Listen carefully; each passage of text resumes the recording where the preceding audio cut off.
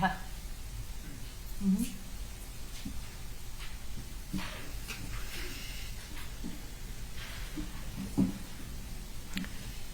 Okay, is council ready for the first panel members? Okay.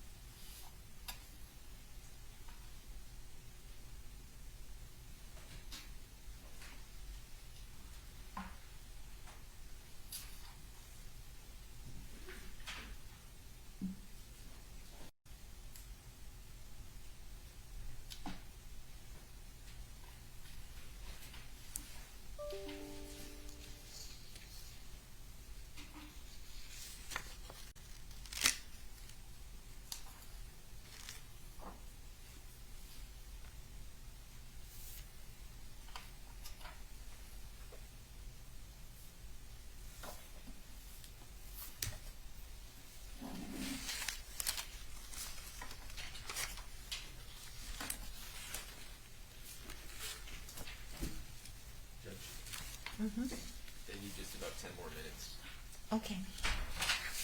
for the orientation.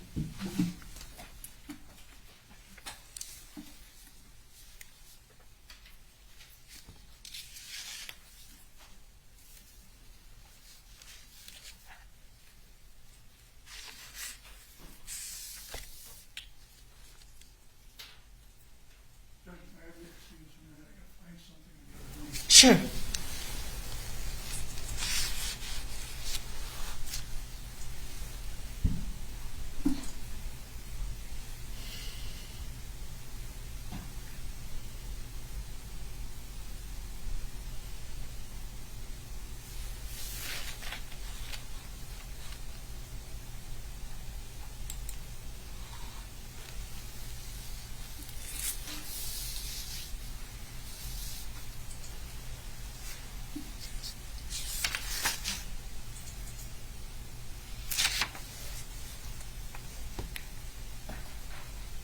Well, Council, I just wanted to remind you that the jury office has a juror update on number of jurors that have postponed. So that was... Pardon? Oh, okay, I'll speak up. Maybe I should put the microphone. The jury office has an update on the number of jurors that have postponed. So if you didn't get that, let me know, and I'll have one of my staff send it to you. It's dated November 29th. Your Honor, I don't believe we did get that. Okay.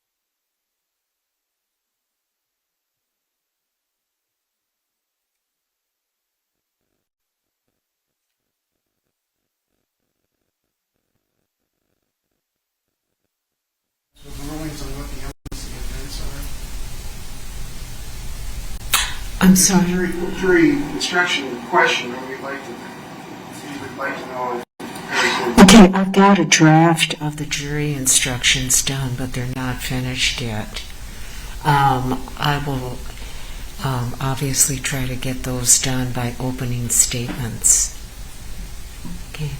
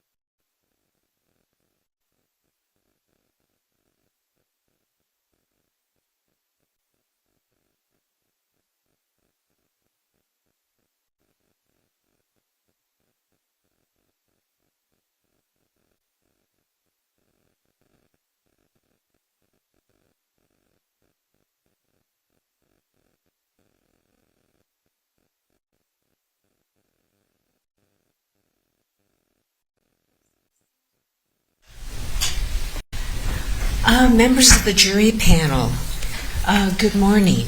My name is Regina Chu, and I'm one of the judges on the Hennepin County District Court bench.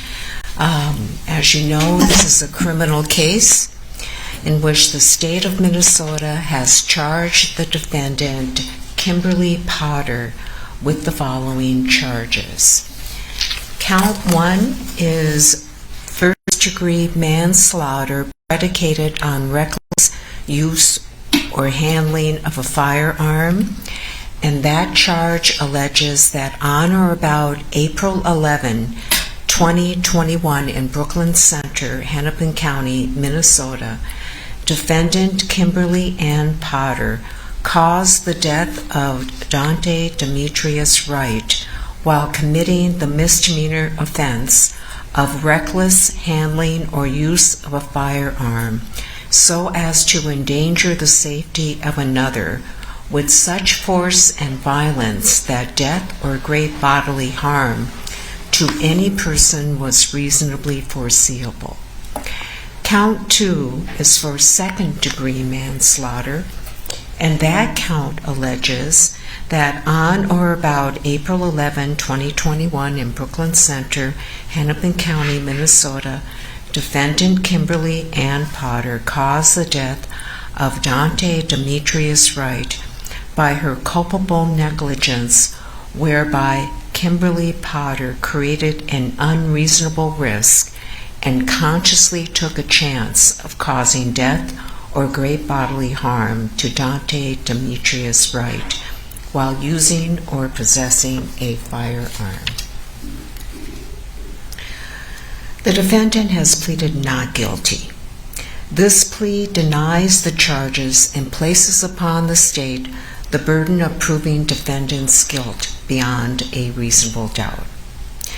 The state is represented by AG Mr. Keith Ellison,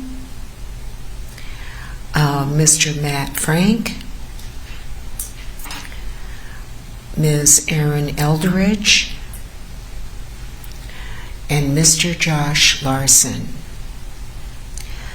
The defendant is represented by Mr. Earl Gray and Mr. Paul Eng. And will the defendant please stand up? Thank you.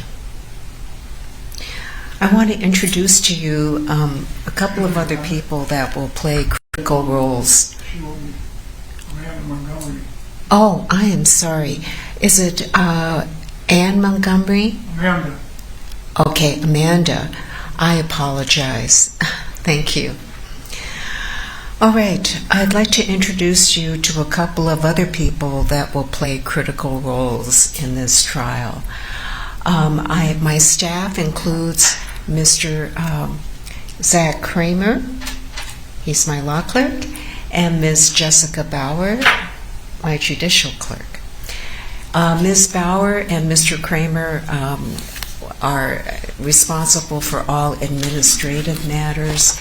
If you need to get a message to me of a personal nature, please let my staff know, and they'll make sure that I find out. Okay?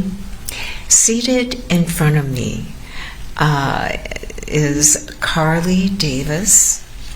She's a certified court reporter, and she's responsible for taking down all testimony and keeping a formal record of the trial.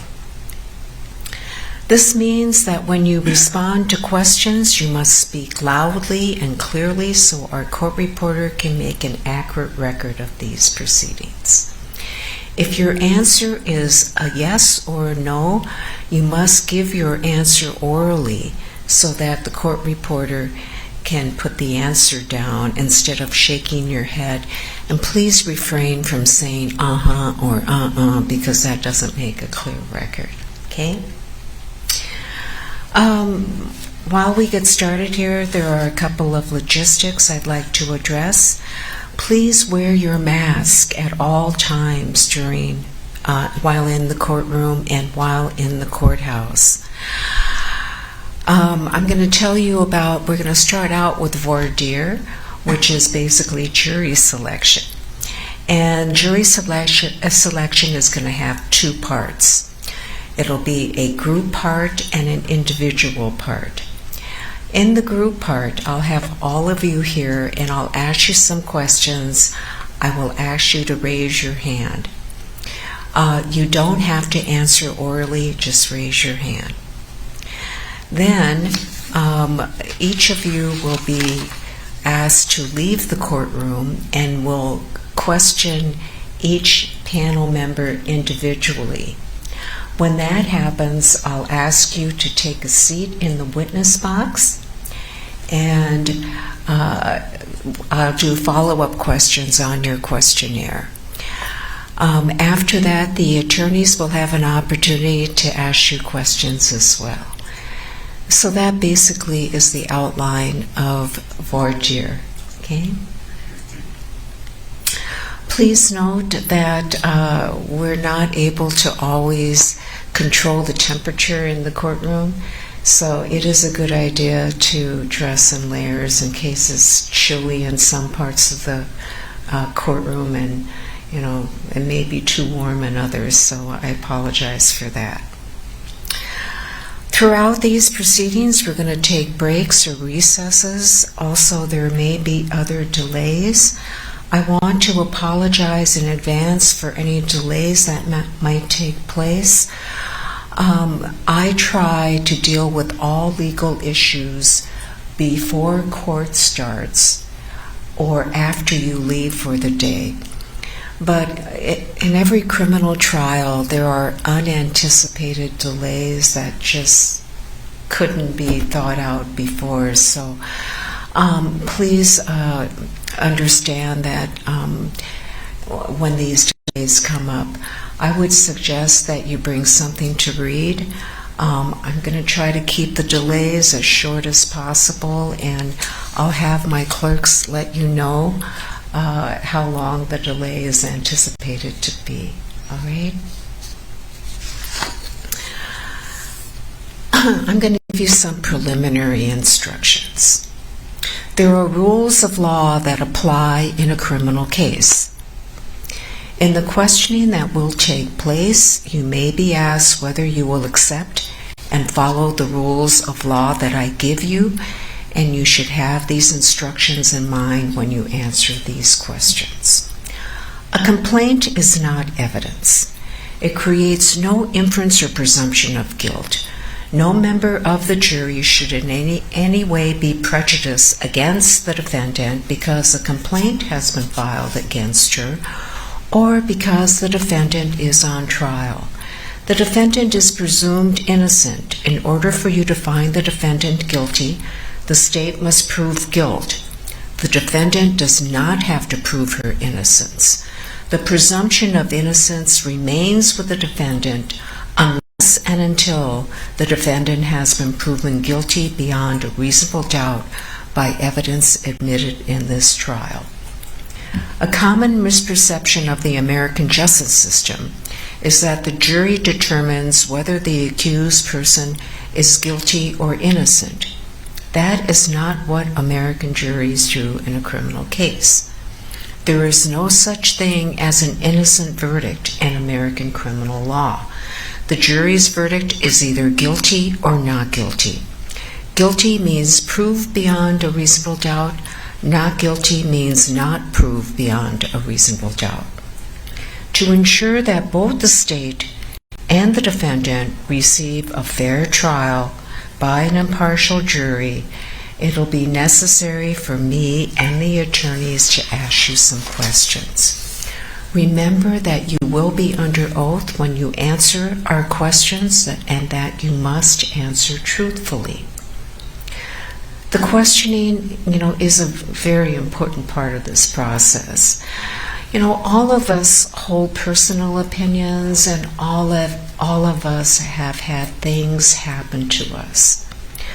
The purpose of jury selection is to try to determine whether you hold certain opinions so strongly, or if something has happened to you or someone near and dear to you that would make it impossible for you to be an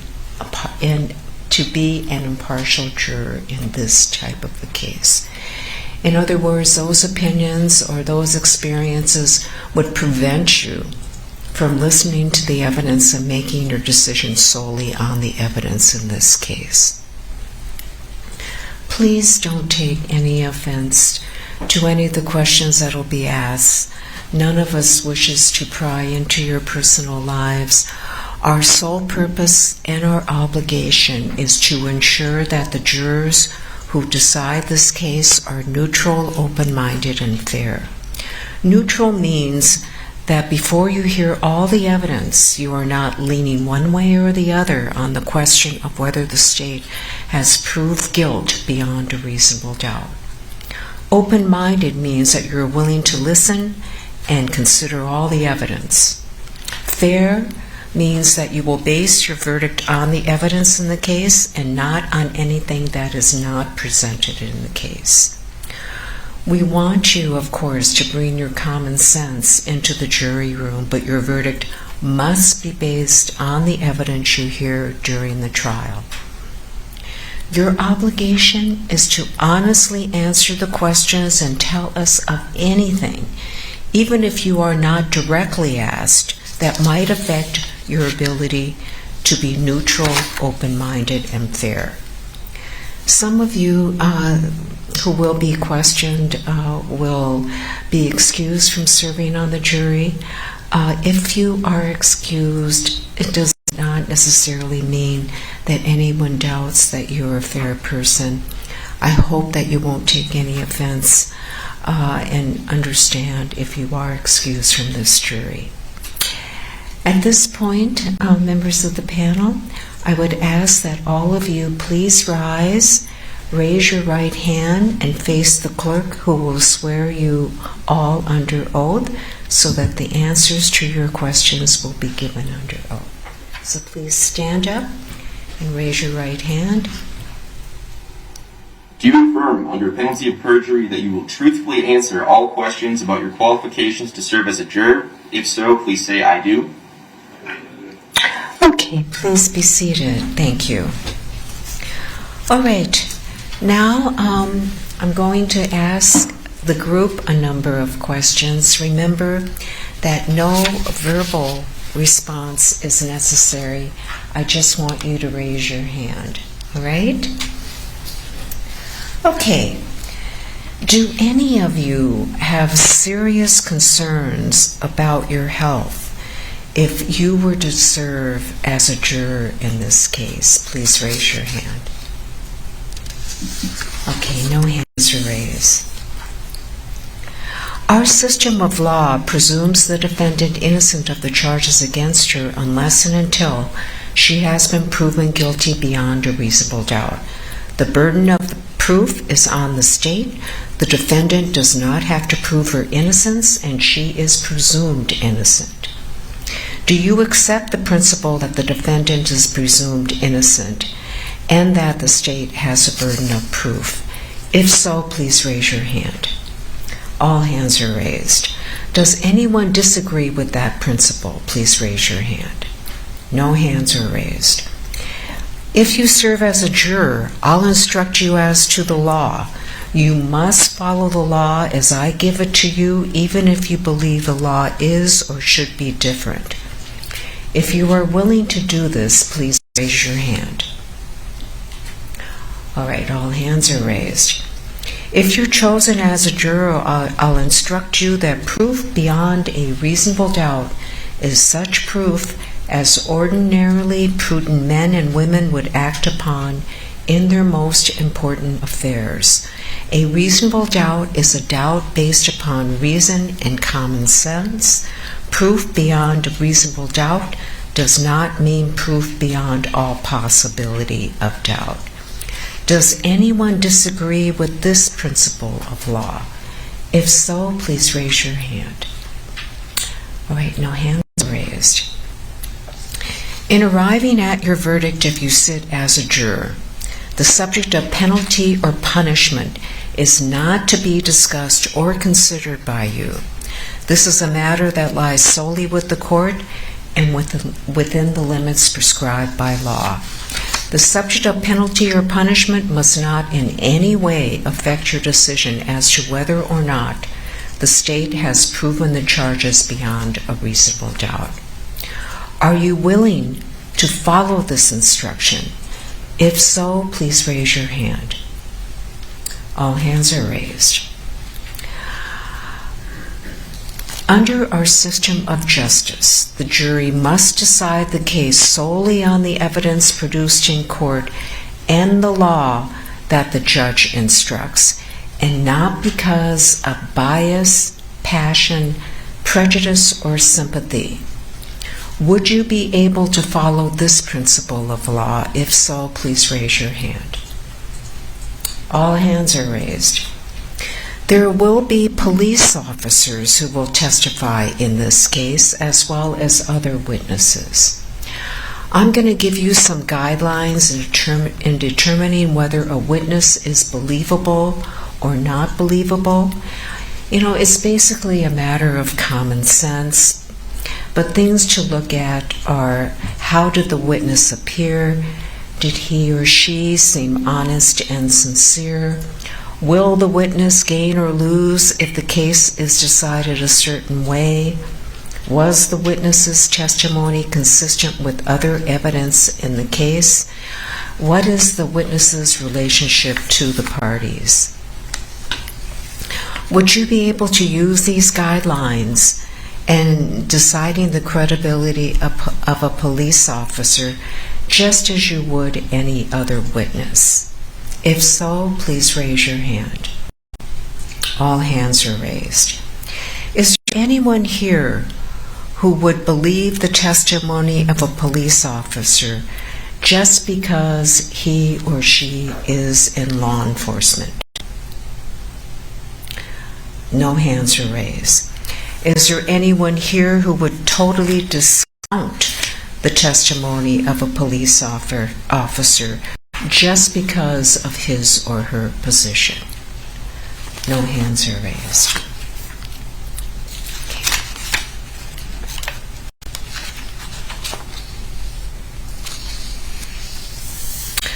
All right, one thing I want to say, members of the panel, is I want to thank you. I want to thank you so much for responding to your jury's sentences. By showing up today and proving your willingness to serve, you are our heroes. Our criminal justice system could not work without good citizens like you. Not all of us can serve in the military, but what we can do is do our civic duty and serve as jurors. And I know these are difficult times, but doing our duty in difficult times is the American way. A heartfelt thanks to all of you for appearing today. All right. You were given a list of possible witnesses earlier. They may not all testify. Do any of you know any of the witnesses on the list? I want you to raise your hand even if you're not sure. Okay, no hands are raised. Do any hearing or understanding what I am saying? Please raise your hand. No hands are raised. Okay, we will start with opening statements after the jury is selected. We'll start with opening statements by December 8th, and we expect to be finished by no later than Christmas Eve. That is our best estimate. Don't be concerned if we don't finish by Christmas Eve. I intend to take Christmas Eve and that weekend off and start again on December 27 if we are not done. So I wanted to give you that so you wouldn't be concerned that you would miss Christmas and Christmas Eve with your families.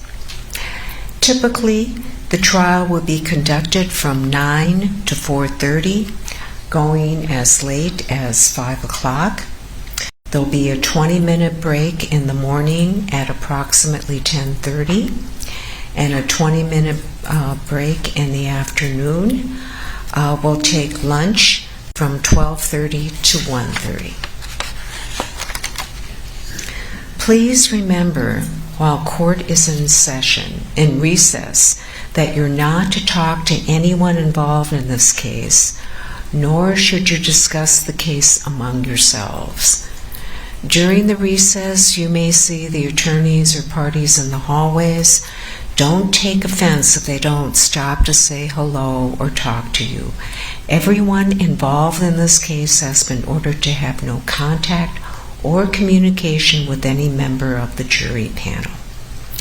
Any violation of that rule could jeopardize the trial, and this prohibition will continue until a verdict is rendered.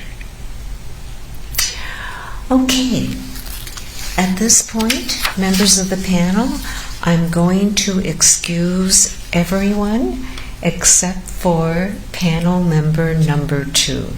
So please follow the deputy to your waiting area.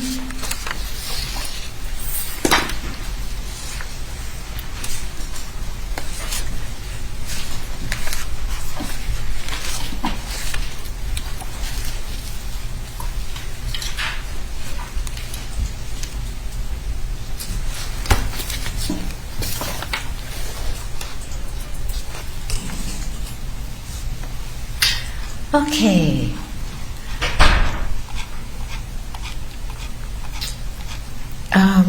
Juror number 2, will you please take the witness stand?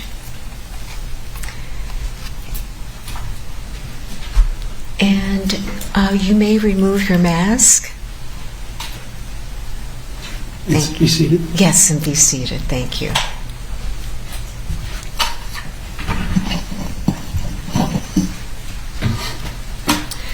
Okay, thank you for doing the jury questionnaire, by the way. I know it was pretty lengthy, and you did indicate a number of things in your answers. You've heard and seen things on the media, and you, at this point, have indicated that you are neutral. Your general impression of both the defendant and Mr. Wright is neutral. Yes. Okay. You also indicated that you couldn't understand why an officer would attempt to disable the driver of a moving vehicle which could potentially injure others. Of course, you always have questions, and that's a legitimate question. But can you listen to the evidence and decide the case solely on the evidence and not on any questions that you may have in your mind? Yes. Okay.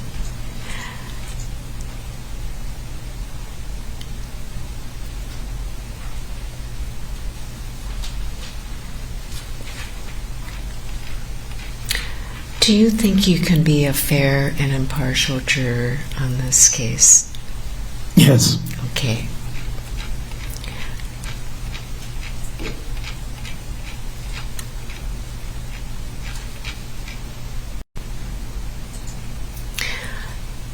Could you tell me a little bit about why you believe that Blue Lives Matter is, your impression, is very unfavorable? I think the exclamation "Blue Lives Matter" is less in support of the police rather than is a counter cry against Black Lives Matter, and so that's why I believe that it's not a fair representation. It's not meant to be in support of the police officers, and I think one of the reasons that it's stated isn't in support of the police because nobody was attacking the police. When with Black Lives Matter, it's an expression that Black Lives Matter too. So. Okay, thank you very much. I like your answers to the principles of law, the presumption of innocence. Yes, absolutely. Okay.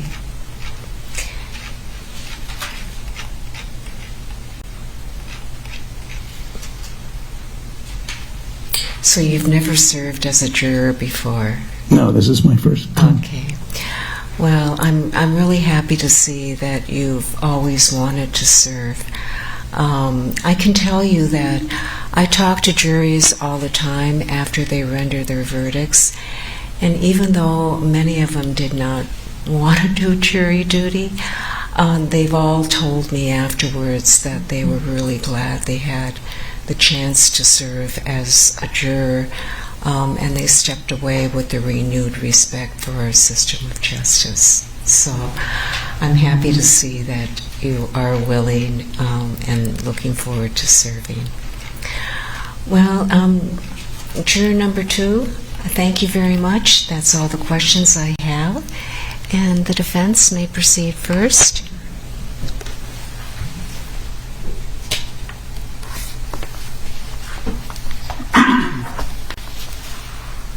Good morning. My name is Earl Gray. I've already been introduced to you.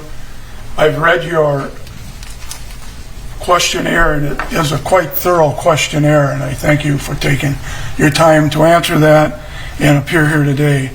One of the first things I'm going to ask you, is there anything since you signed this questionnaire, you've answered the questions till today, that you would change on that questionnaire or that you would add to it? Okay, thank you. And is there something about you that is not contained in the questionnaire that you think maybe the lawyers in the courtroom should know about you in determining whether or not you would be a fair and impartial juror? No. Okay. You understand that the state, as the court has told you, has the burden of proof, and the burden of proof is beyond a reasonable doubt. Because of that, the state goes first would you not jump to any conclusions until you hear all of the evidence from the state and the defendant, before you decide this case? No, I would not jump to conclusions. Okay, you'd wait to hear all the evidence? Wait until I heard all the evidence. And just a couple of other questions.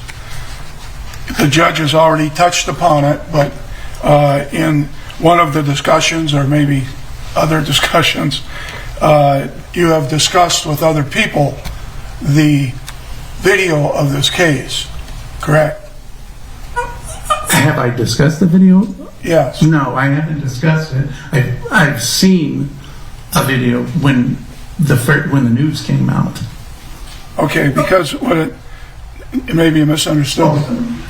Well, initially when it first came out, yeah, with a couple friends, Yes. when the video first came out back in April. Yes, that discussion, would you be able to block that out of your mind and listen to the evidence that you hear and see in this case and decide the case on that and not what your friends told you or what you thought you saw in the video? Yes, because when I was watching it in the video, that was me not assuming that I would be on a jury panel.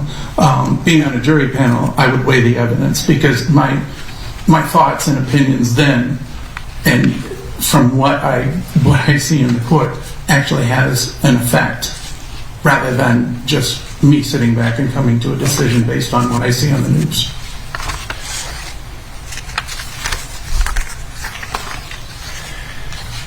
In the answers to questions about the justice system, you mentioned that, and I'll read this, I hope I read it correctly,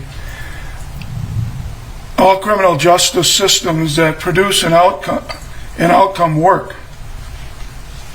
And you have a exclamation point. If the intention of the question is to ascertain whether I believe our criminal justice system consistently produces outcomes that are fair for all, I do not, because people with greater access to superior legal resources will always have an advantage. And that was your opinion about the criminal justice system? Yes. All right. But you do understand, do you not, that in a criminal case, there is the plaintiff and there is the defendant. And the plaintiff in a criminal case is the state of Minnesota, and they have all of the money and power need be to attempt to convict somebody. Yes. So would you hold it against somebody that is standing up and fighting with that state and using all the power they have to try and equal the playing field with the state? No. right. I wasn't referring to a specific case. I was referring to the system overall. All right. Can you think of any reason why you would not be a fair and impartial juror in this case? No. Okay. Thank you, sir. That's all I have. Thank you.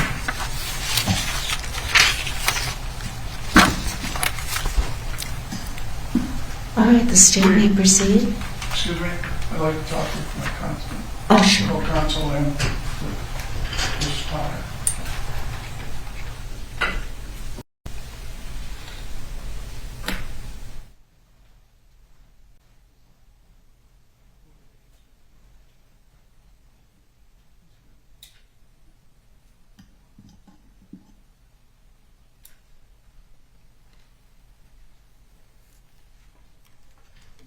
Sir, I was just corrected by my staff that I should not have used your name. I apologize for that. We pass this jury, Your Honor. Okay. The state may proceed.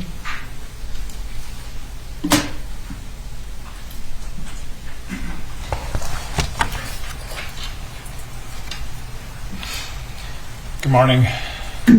Juror number 2, really in an impersonal way about, talking to you, but it's the way the system works to have, a jury like this. I'm going to refer to you as juror number 2. As you can see, it's a hard habit to break, but the right thing for you, really. So thank you, as the judge said, for being here. It is a lot of work, and we appreciate, the questionnaire is lengthy. That's to help speed up this process here today. So hopefully I'll let us live up to that attempt anyway. My understanding, I'm curious about your job. Can you tell me a little bit about, somebody who has a BA and a master's, works for neurology? In English? In English, yes. yeah. Tell me a little bit about what you do, please. I started working for medical associations back in Washington, D.C. I lived in Washington, D.C. for 16 years. I worked for the American College of Obstetricians and Gynecologists, and eventually worked my way into the publications department as an editor. So I'm a medical editor. And when I moved to Minnesota, one of the places I applied to was the American Academy of Neurology, where I work in evidence-based medicine. So I'm familiar with the concept of taking very subjective matter and trying to process that as objectively as possible. So are you an editor, a writer? What? I'm an editor. Okay. Yes. Make you something of an analytical person? I do, yes, personally. Yeah. Sometimes editing things that, as your background in English says maybe technically written correctly, but maybe not something you agree with. Does that make sense? No, I've never worked with content that really evokes an opinion. Either way, it's all fact-based. So high-level neurology stuff, maybe. Right. But you are, reviewing other people's work. I know.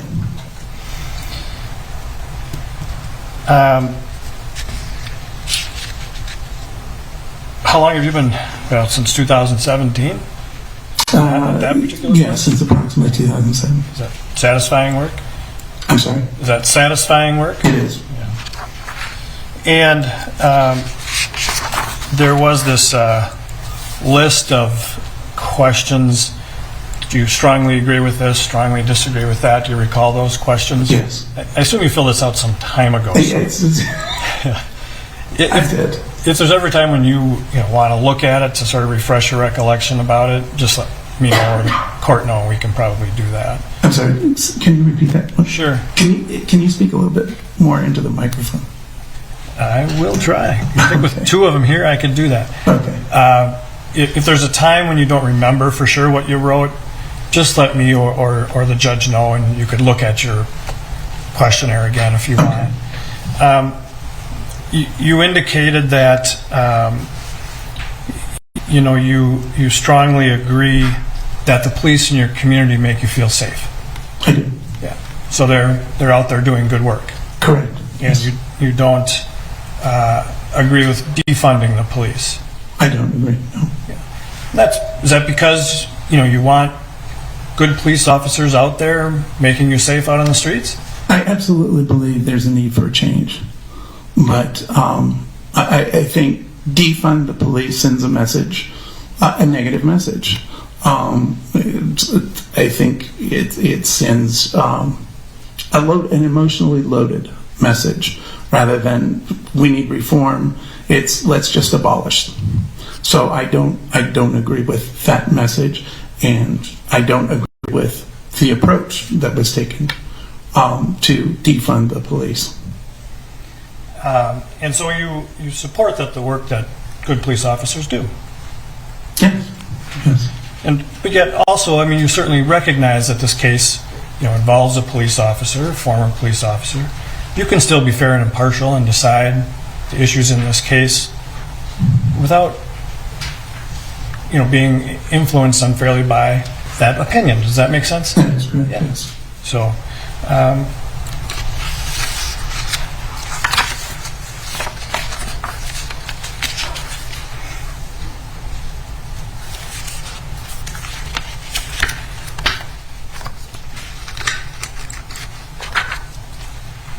sometimes coming third means a lot of my questions have already been answered. So Sure. bear with me just a little No, bit. that's all right.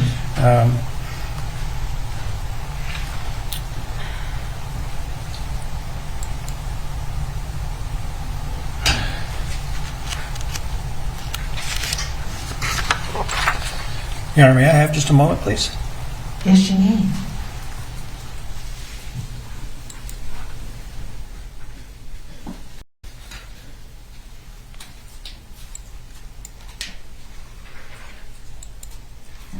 Juror number 2, thank you for your time. Your Honor, you would pass the jury for cause. Okay. All right. Juror number 2, you are going to be on this jury. Okay? So we expect to start the trial on December 8th. If it doesn't start on that date, you will receive a call. You'll receive a call either way to confirm. So I should just assume come in, unless I hear anything, I should come in on December 8th and be here well before 9 o'clock, correct? Right. The jury office is going to be calling you and giving you directions of where to go and what time. Okay, Okay? thank you. So thank you.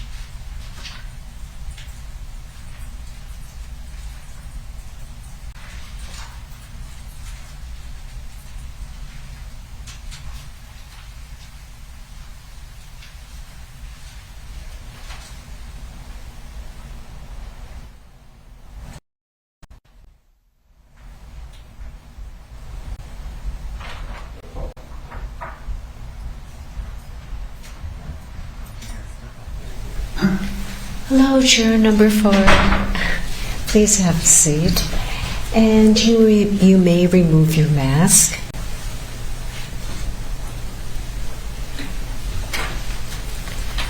Okay, juror number 4. One of the answers to the questions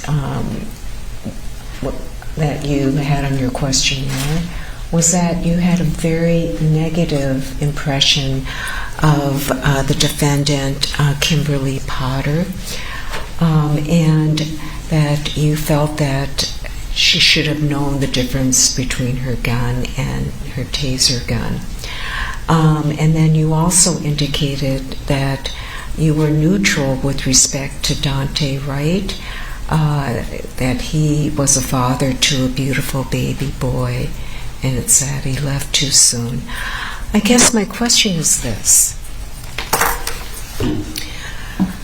Under our system of justice, you are supposed to decide the case based solely on the evidence presented in court and on the law that I instruct you on.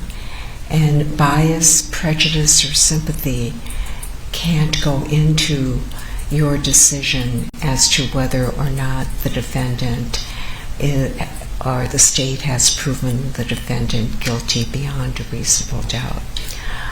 Are you going to be able to do that? Yes. Okay, thank you.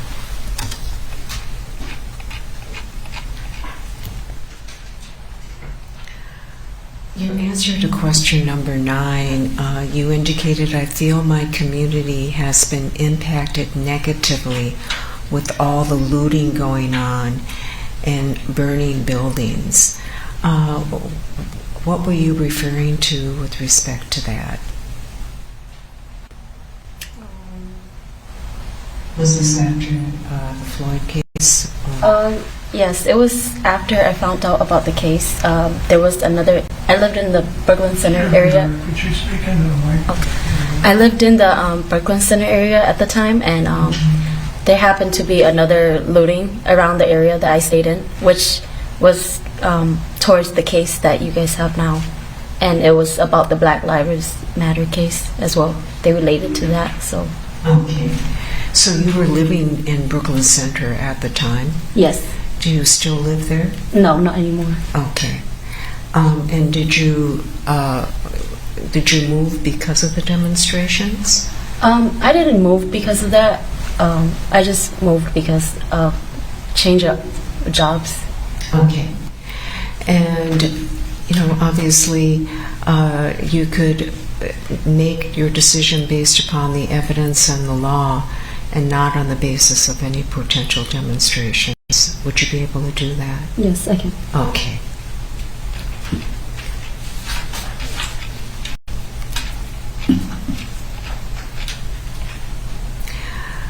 You did not respond to the question, I support defunding the police. The question, it's easy to miss these. So it's strongly disagree, somewhat disagree, no opinion, somewhat agree, and strongly agree.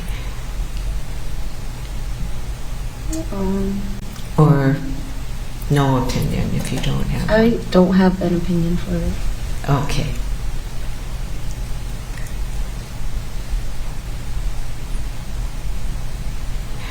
You also responded to the question, because law enforcement officers have such dangerous jobs, it is not right to second-guess decisions they make while on duty. And you indicated that you strongly agreed with that statement. Did you intend to have that response? Yes. Okay. Now, do you also recognize that there may be situations where decisions that they make on duty should be second-guessed? Well, Let me rephrase that. That was a bad question. Do you believe that law enforcement officers should never be held accountable for what they do while on duty? I believe they should be held accountable. Your Honor, again, could you speak into the mic? Oh, I'm sorry. Yeah, I believe police officers should be held accountable for what they do on duty. Okay, thank you.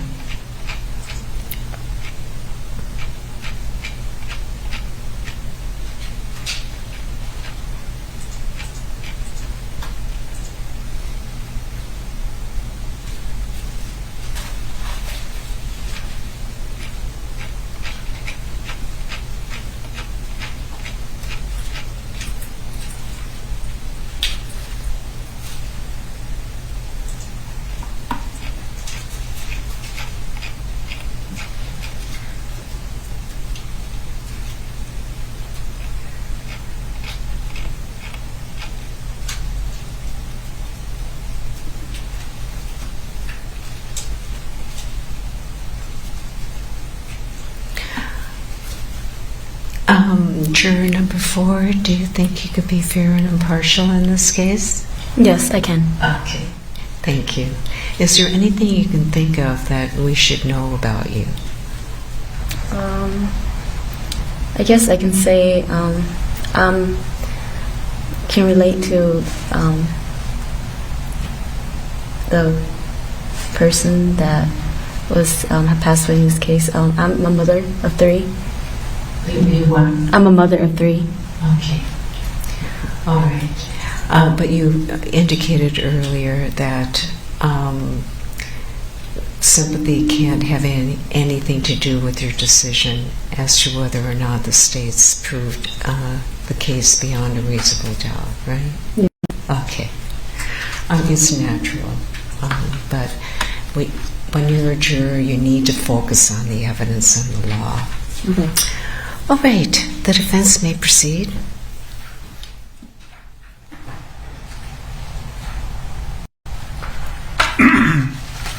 Good morning, juror number 4.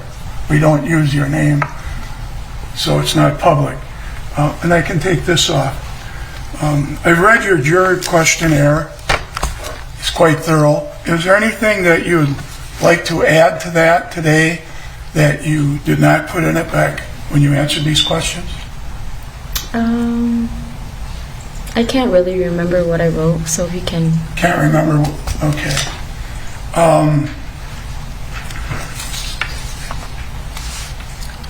Is there anything that's not in the questionnaire that the lawyers in this case should know about you in determining whether or not you could be a fair and impartial juror in this type of case? Anything else that we should know about your background that isn't in the questionnaire? No. No? Okay. And you answered the questionnaire, what was that, a couple months ago? Yes. And you do remember how you answered it, correct? Kind of. I don't know much about this case, so I just can answer only to what I know about it. Well, let's go on then. You determined, based on what you knew then, that Miss Potter you're very negative towards her. Is that correct? Yes. And you still hold that. And you're neutral with respect to Mr. Wright, and you write that he was a father and had a beautiful baby boy, and it's sad that he left too soon, and you still stand by that, correct? Yes. And you watched the video 2 to 3 times, correct? Mm-hmm. For the court reporter's purpose, you have to say yes or no. Yes. It doesn't go, Sorry. Thank you.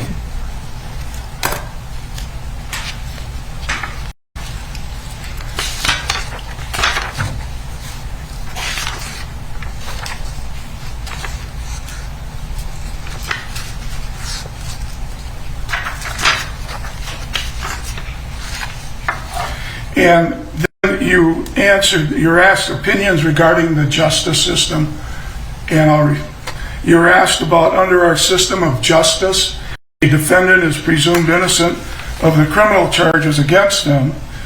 Would you be able to follow this principle of law? And when you answered that, you had already answered that you're very negative towards the defendant, who was Kim Potter, correct? Yes. And you answered that question, no. You would not be able to presume her innocent. In other words, presume that she didn't do this. And by didn't do this, I'm not talking about the video.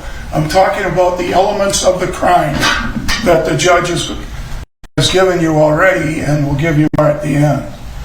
So, would it be fair to say that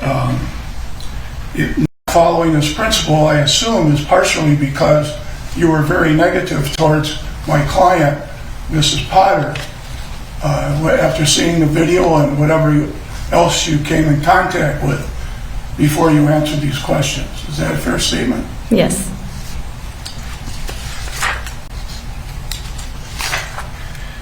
And then at the end, do you want to serve as a juror in this case? You answered that question.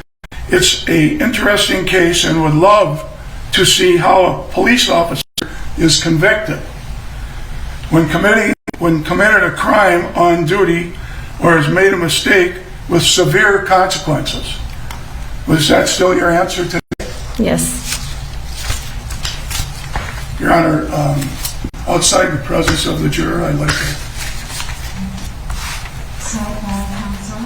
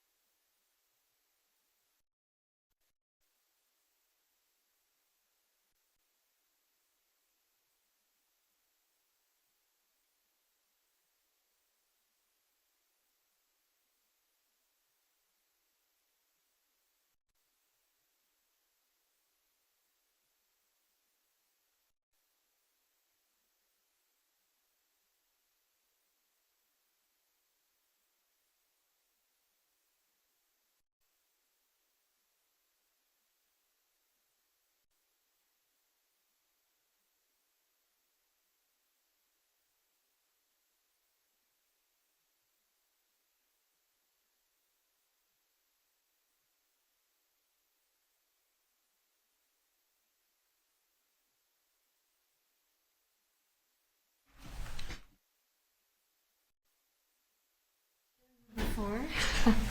I apologize. We were having technical difficulties here. You're excused from this panel, but thank you very much. You don't have to go back upstairs, okay? So you can just leave, all right? But thank you so much for showing up. I appreciate you responding to the summons. Have a great rest of the day, okay?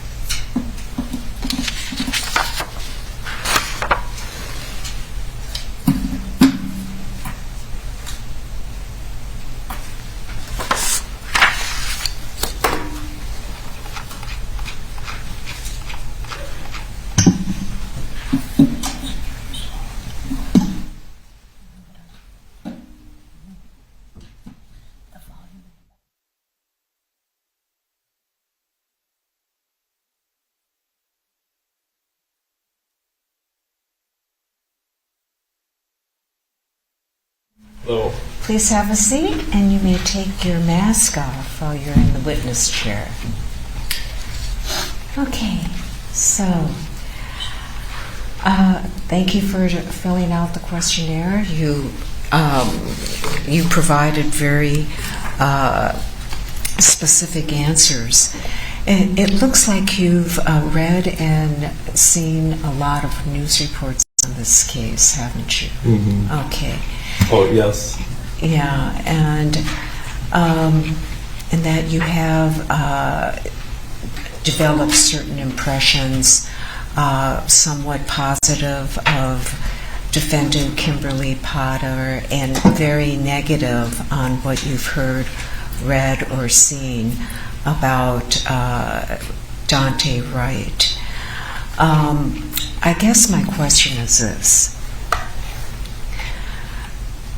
No matter what you've seen or heard in this case, would you be able to basically set that aside and recognize that you do have opinions and listen to the evidence in the case and follow the instructions of law that I give you, and base your decision solely on the evidence and the law as I give it to you?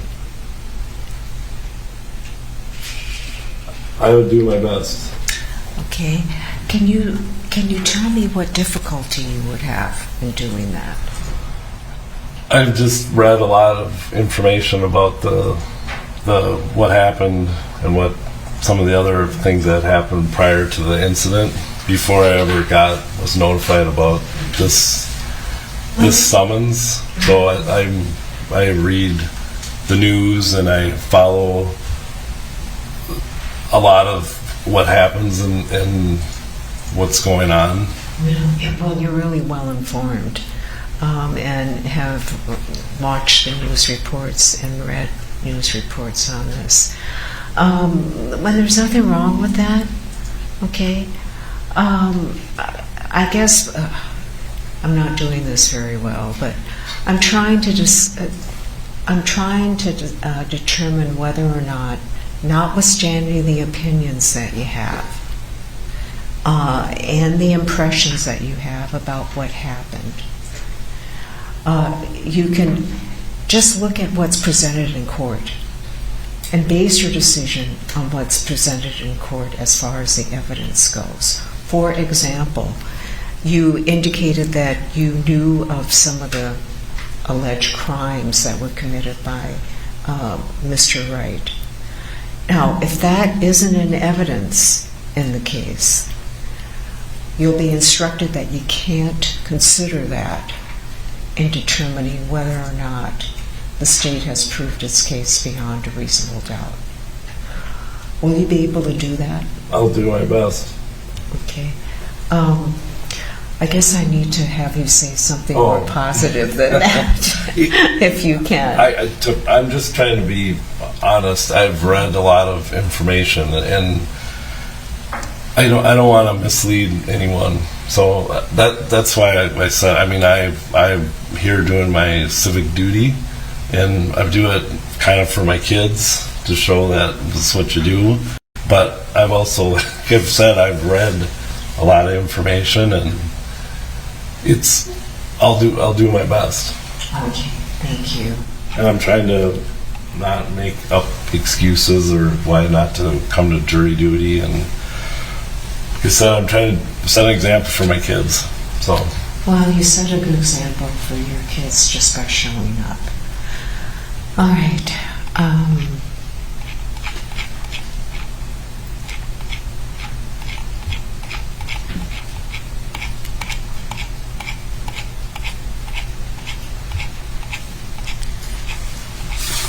You also indicated that our community is a mess because of these protests and that you don't feel safe in the city of Minneapolis anymore.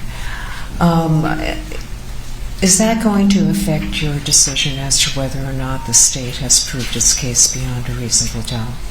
No. Okay.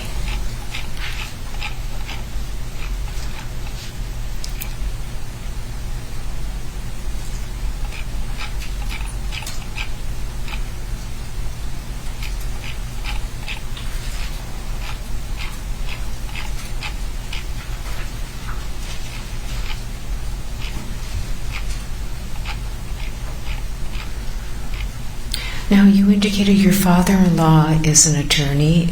Does he do criminal law? He's a judge as well. He's retired now. Oh, okay. Was Yeah. he a judge in Hennepin County? No, in Michigan. Okay. Yeah. He was a state judge and then a federal judge. All right. And actually, I also forgot my cousin is a judge in Minnesota, and I forgot to put that in there. So. Okay. And I take it that they both do criminal law. She is more tax, and I don't think she's a judge now. I think she works at the U. Okay. And your father-in-law, did you... He did criminal. Yeah. Okay. Do you have a lot of contact with your father-in-law? Oh yeah, he's coming to town next week. So yeah, when we were there Labor Day weekend, and we go there in the summer. That's my wife's from Michigan, so go back to visit. And how long has he been on the bench? Oh boy, probably 30 years. Okay. You stated that you've served on a jury in a criminal case in 1996 and 1997 in Hennepin here. It was a civil case. If I put criminal, I misspoke. Civil. Civil. Yeah. Now, there's a completely different burden of proof in a civil case. Mm-hmm. The burden of proof in a civil case is preponderance of the evidence, or more likely than not. And, of course, the criminal burden of proof is proof beyond a reasonable doubt. Can you forget everything you learned about the civil burden of proof and apply the criminal? Yes. Okay.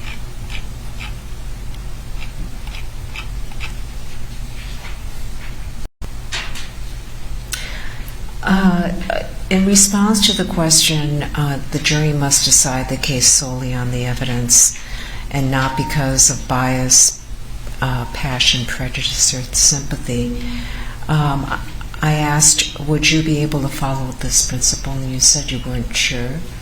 Yes, I would. You would. Okay, so you meant to say you would follow that Yes. principle. Okay.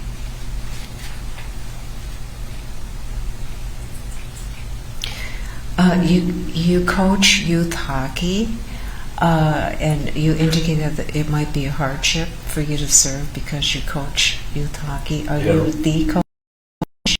Yeah, assistant coach. Okay. So there are other people that could coach these kids? Yes. Okay.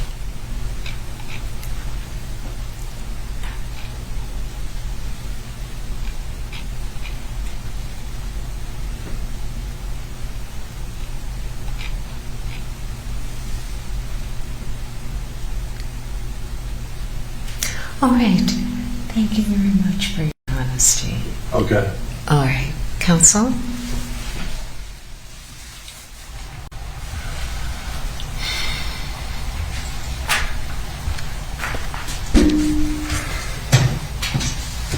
Good morning. Good morning. Number 5. I have some follow-up questions for you on behalf of Ms. Potter. Mrs. Potter, I should say. The bottom line here is that you indicate on the last page of your questionnaire that you believe your civic duty is to be a juror if called. Is that right? Yes. And that your primary goal here is to set a good example for your kids, Yes. among other things. And I assume to be a good citizen for everyone. Is that right? Well, more for my kids. I'm sorry? My kids more, but yes. I assume both your kids are the hockey players? Correct.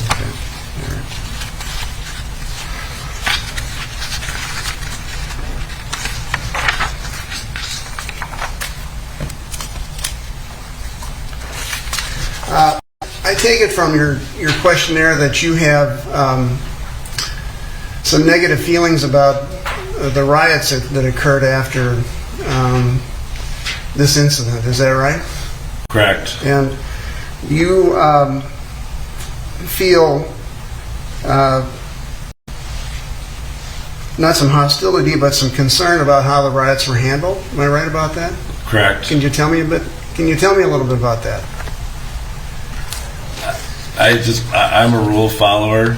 I believe that I respect private property and that you shouldn't be out destroying other people's property that they've worked really hard to get. I follow the laws, I follow the rules, and what has been going on in this state is very frustrating. I feel like some people, the law applies different to one person than another. Well, tell me a little bit more about that, if you would. I just can't, the things I read about that happens and I don't see anything happening to people is very frustrating. I can't leave my car in my driveway with any valuables in it anymore because people are going through our neighborhoods and taking stuff from our cars. Is it a part of your frustration that these people aren't being arrested? I think they are, but I don't think they're being prosecuted or they get out on bail. Right. I feel like they're not afraid of the consequences, and I am. That's part of why I'm here today, because I respect the law, and I just know that I think I would be. I just respect the law, so that's why I'm here. Then you'll be a good juror.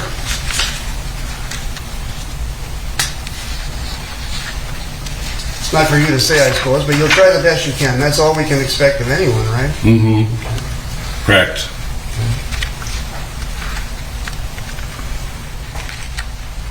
And you had a positive, somewhat positive impression of Officer Potter, according to your questionnaire? I appreciate what police officers do to protect our society. To what they do, it's a tough job. I work with them in my job. I work in road construction, and we have state patrols on our jobs, and they do a great job keeping our workers safe, keeping the job safe. They're great people that have a tough job. So you've had positive experiences with all law enforcement officials, it sounds. Correct.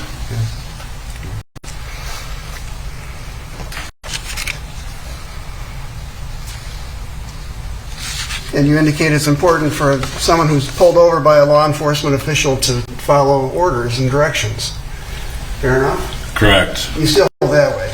Correct. You'd have no trouble presuming Officer Potter innocent of the offenses that she's been charged with, right? Yeah, correct. The way the way the court system's set up, correct.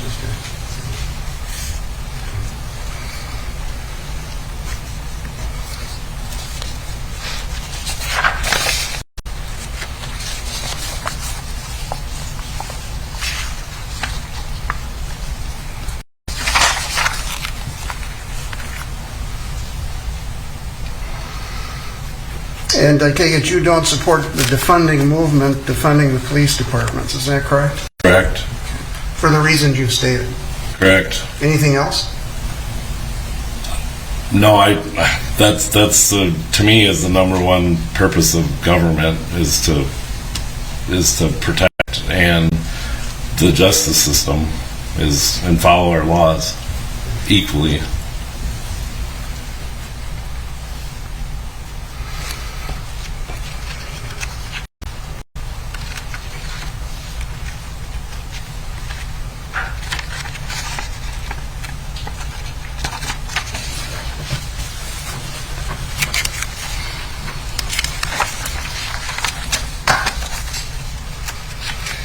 One of the interesting parts of your questionnaire is that you have pepper spray in your household. Correct. Tell us about that, would you? It's just a precautionary thing with everything that's been happening. Did you buy it recently? Correct. After the riots, or give us a time frame? We also have guns too, but after seeing what's happens when you use a gun, the pepper spray seems like maybe the better first choice if someone does something to our house, comes into our home. Do you have one can and other people in your family have the other cans, or just one? No, we have them in our vehicles, in our house. Can you believe in the second? Yeah, it's too bad. I'm sorry? It's pretty sad that that's what we have to do now.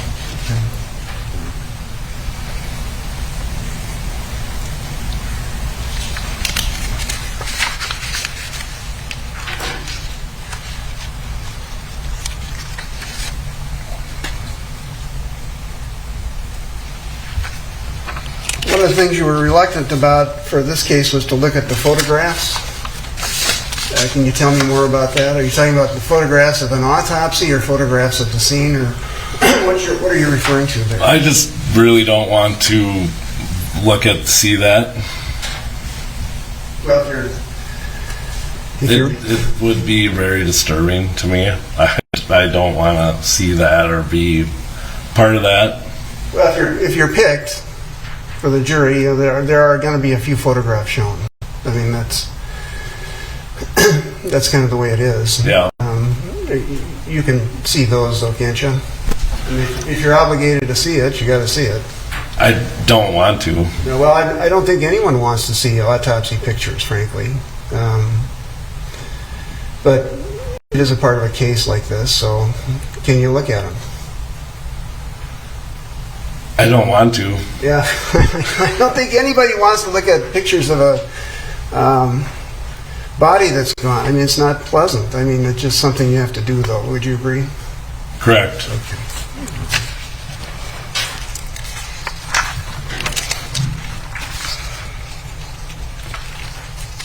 Your spouse is in healthcare? Correct. What does she do? Pharmaceutical sales.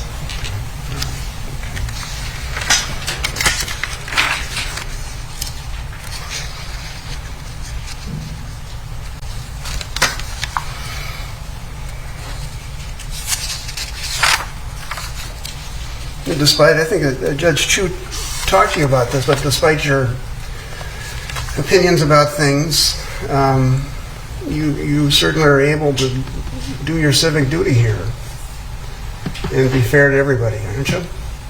Yes, you. Correct. Can I pause for a second, Your Honor? Yes.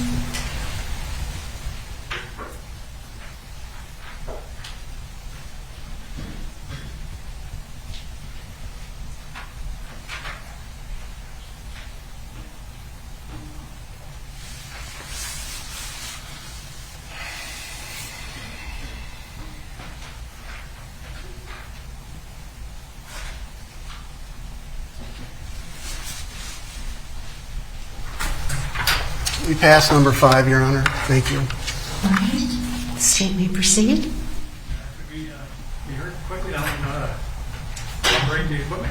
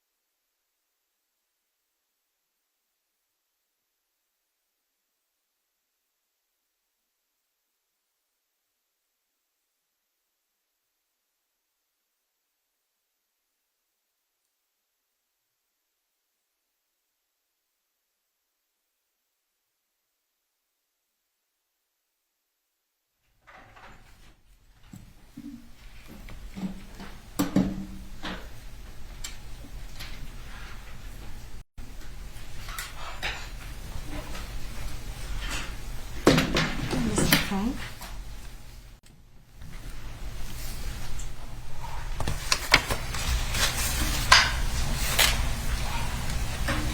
Juror number 4, good morning. 5. I'm sorry, 5, yeah, I'm losing count. I apologize, first of all, for impersonally referring to you by number only. It's just the way we're doing it in this case, so forgive me for that. I really appreciate you being as candid as you are.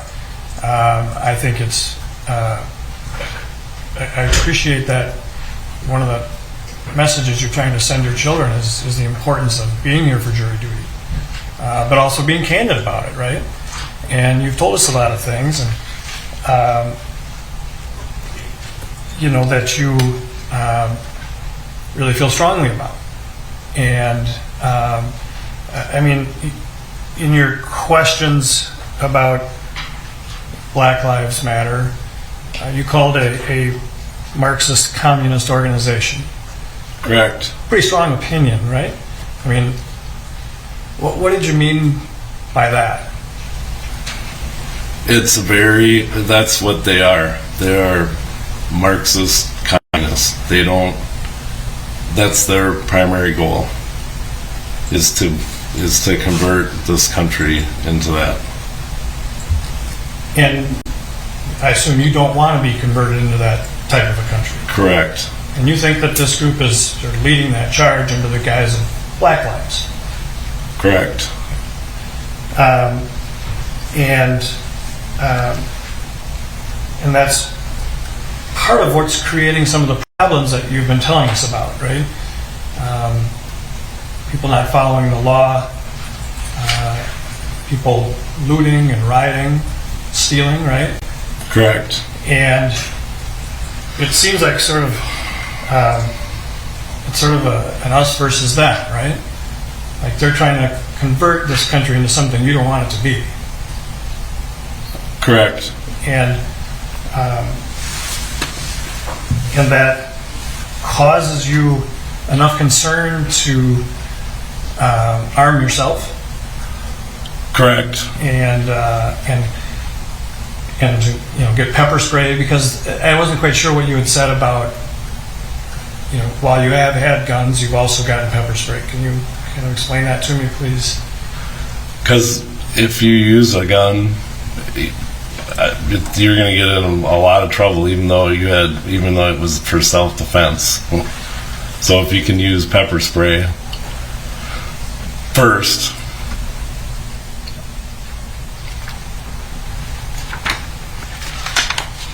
And you talked about sort of the law applying differently to some people than others, right? Correct.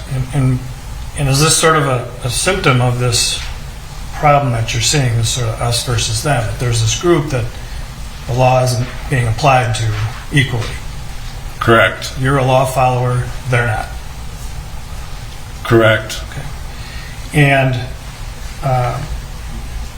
that's, how much of a race issue is that for you? Zero. It's some people can do things and they aren't charged with it, and other people they are, and it really depends what political views you have, in my opinion. And does it? Obviously, Black Lives Matter, by its very name, it is an organization that uses race, correct? Correct. Yeah. And they're part of the problem here in creating this sort of us versus them situation. No, I would disagree. Why is that? I think the law is applied differently to different people, and that's where the issue is. Okay. And the one way it's applied differently is it doesn't apply sometimes, in your mind at least, fairly to people who commit crimes. Correct. And, number 5, one of the things I was, not everybody is right for every jury, right? One of the reasons we go through this process is to make sure that, we take people who just aren't right for this case and have them serve jury duty on some other case. Do you see what I mean? Correct. And, here, obviously, you have a young black male victim, right? And you told us before, honestly, before you got the jury summons, understandably, you had read a lot about him. So you know the things that the media reports he's been alleged to have done, right? Correct. And, he's not on trial here for those things. You believe that he's gotten away with some things. He hasn't been held accountable for those things. Correct. Yeah. And it's sort of part of the problem. I think you mentioned in your questionnaire that can't believe he was out in the streets, right? Correct. Yeah. And, you have a situation where he allegedly wasn't cooperating with a police officer, right? Correct. And you think that's wrong, and that's part of why you have a negative view of him, right? Can I comment more? Or? Sure, absolutely, yeah. I think if he would have listened to the directions, he would still be with us. And that's an opinion that you hold pretty firmly because of all that you learned about the case before. That's what I teach my kids. That's what I do myself when I've been pulled over. I follow the directions. Yeah. I'm not criticizing you for having gained information, and I got it all way before I was summons. I completely understand that. So I have not read new things since, because I'm literally a square and follow the rules, but I've read a lot before I got my summons. You've had jury duty once before. It was a civil case, right? Correct. Do you remember what? Well, let me just ask you this: as the judge said, the two burdens of proof are quite a bit different. Correct. It was a lot different experience than this. And the judge asked you, can you put that aside, put all that you've learned and read and the opinions that you have aside, and you said you would do your best. Correct. And we appreciate that. We really do. How do you think, I guess what I'm getting at is, we do want your kids to appreciate, and please don't take offense that I'm including your children. I think it's a very valid point that you raised. But isn't it also a worthwhile issue for your kids, being honest here? You're under oath, you want to follow the oath that the court put you under, right? And you said that you would do your best. How do you know now that you would be able to do that? How do you know now that after sitting through weeks of trial, you would be able to put that aside? Or are you telling the judge you just don't know right now? Yeah, that would be correct.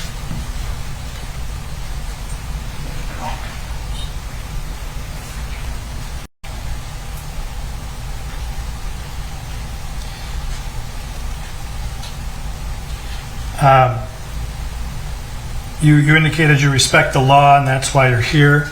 Again, we appreciate that. We, as lawyers, really do appreciate it when people respond to jury duty. It's a critical part of this system, right, to function properly. And part of that is having jurors we know can be fair and impartial. And it sounds to me like what you're saying is you're not sure you can do that in this case. I do my best.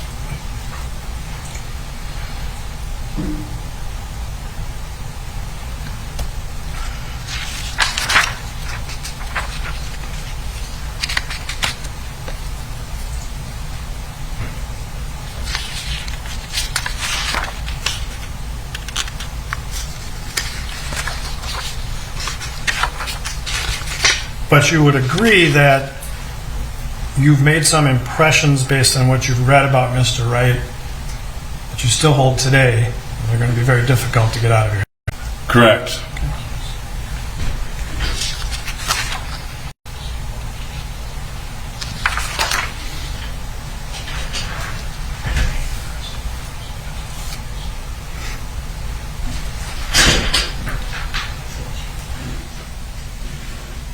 Yeah, may we address the court again, please?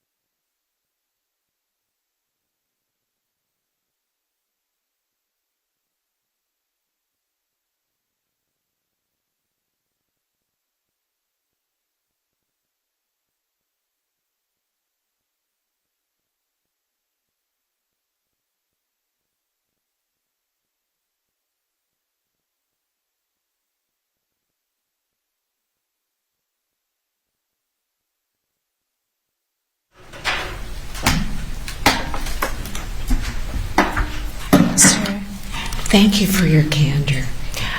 You're going to be excused from this panel. Okay. You don't have to go back upstairs, all right? So, Or, you mean back downstairs, or?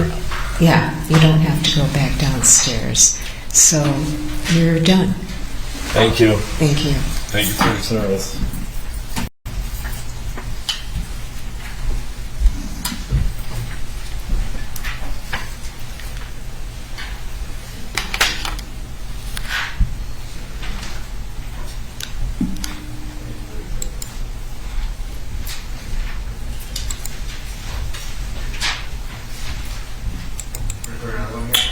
Let's see, we should probably take a break. All right, council, we're taking our morning break. It'll be 20 minutes, so we'll start again at 10 after 11.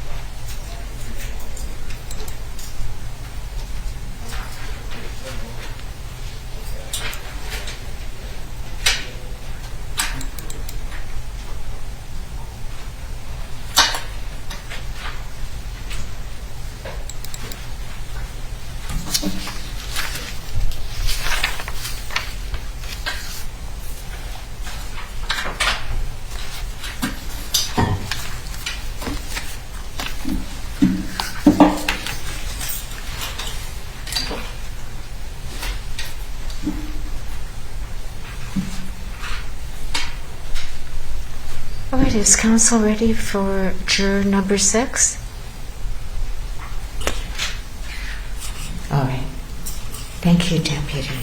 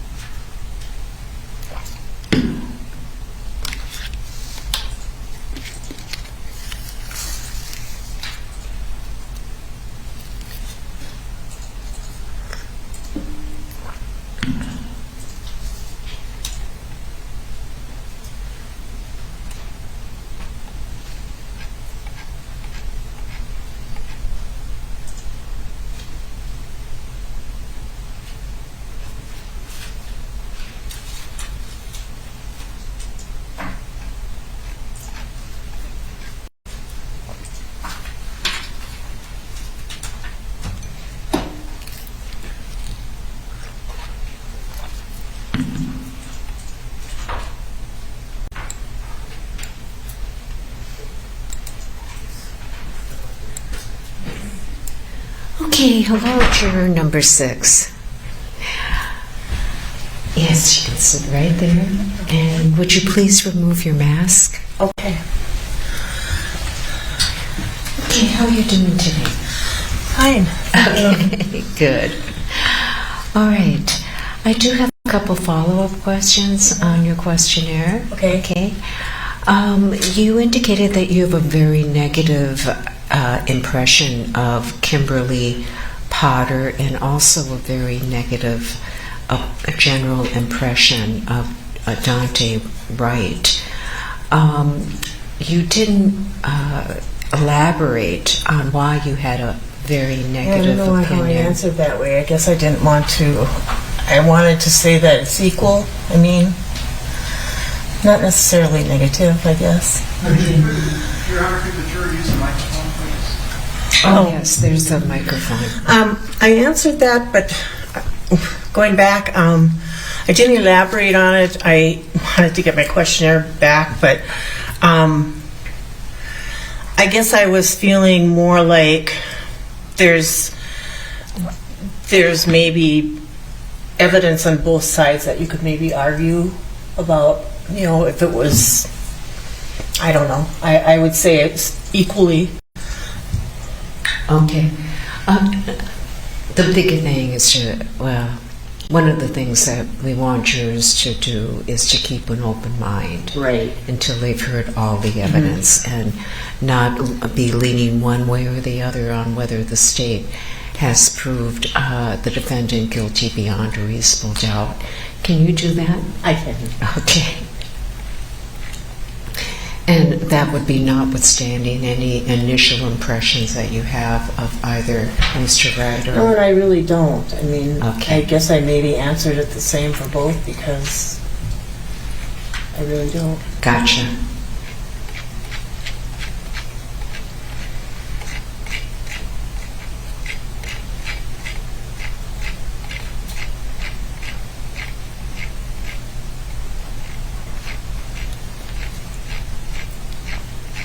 Are you willing to serve on this jury? Yes. Okay.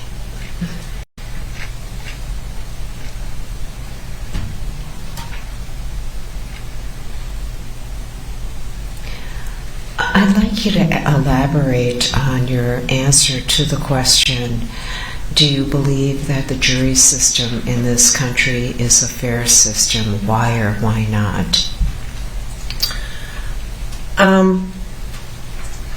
I think that not always. You hear about cases where the person's found guilty and later on you have more evidence comes up, or I don't know. I've never served on a jury before, so. Okay. Do you believe that our criminal justice system works? Yeah, I think so. Okay. You indicated in your answer, not always, it was equity issues. Could you explain that answer? And what was the question? Do you believe our criminal justice system works? Why or why not? Not always equity issues. I think I know what you mean, but could you tell me what you mean? I think sometimes the jury may not be real balanced, I guess is maybe what I would say. In terms of background or race, or it may not be as diverse. Right. You mean? No. Okay. Now, you indicated that you would find it difficult for you to evaluate graphic photographs or video, including photos and video of a person who has died. Obviously nobody wants to look at those types of photographs, but if you were chosen to be a juror in this case, would you be able to do it? I could. Okay. It is natural not to want to, but you. Right. But if it was your duty, you Any would. image that you see stays with you, so. Okay, sorry. Okay. What I was saying is that when you look at, photos or video, that image stays with you, and when it's something like somebody being killed, that's pretty graphic, and I wouldn't choose to if I didn't have to, but I could. Okay. And in response to the question, is there anything else I and the attorney should know about you in relation to serving on this jury?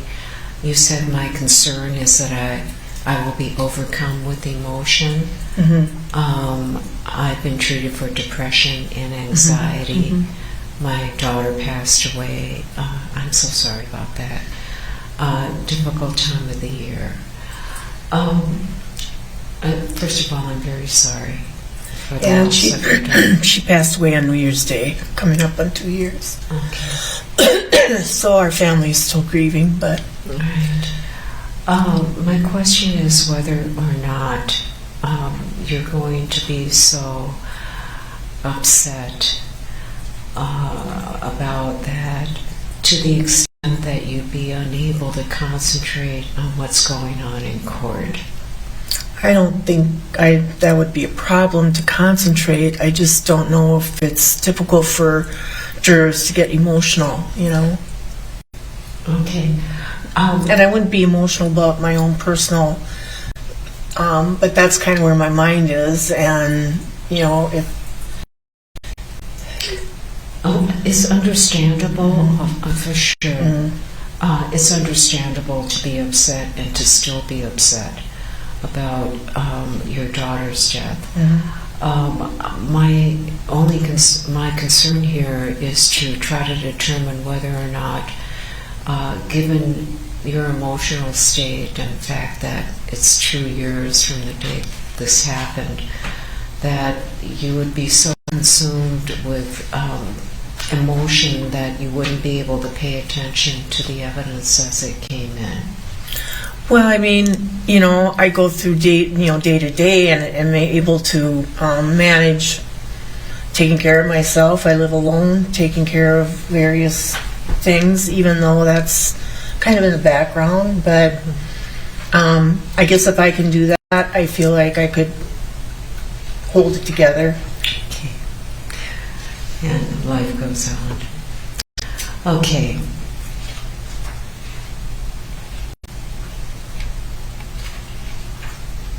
Do you think you could be fair and impartial to both sides in this I really case? do.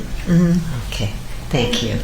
I'm a retired teacher, and one of my students told me one time that I'm strict but fair. Okay. Those are two good things. All right. Mr. Ng?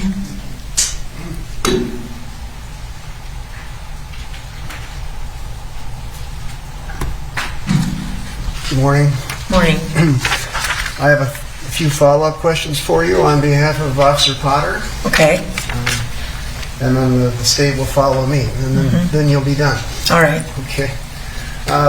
In the first part of your questionnaire, you have a long narrative of what the case was about. Do you recall this? Yes. Okay. And you indicate remembering something about Officer Potter shouting, "Taser, taser, taser." Yeah, and shout, yeah. Did you get that from the tape or the video that you saw, or did you get that from reading? I don't know if it was like a TV news. I'm not sure. Or it could have been something I heard on, NPR or something. I don't remember where I heard it. Did those three words have an impact on you when you wrote them down really, again? when I first heard about this, my reaction was, how could this happen? And that's kind of where I'm still at, And this trial maybe will clarify some of those things.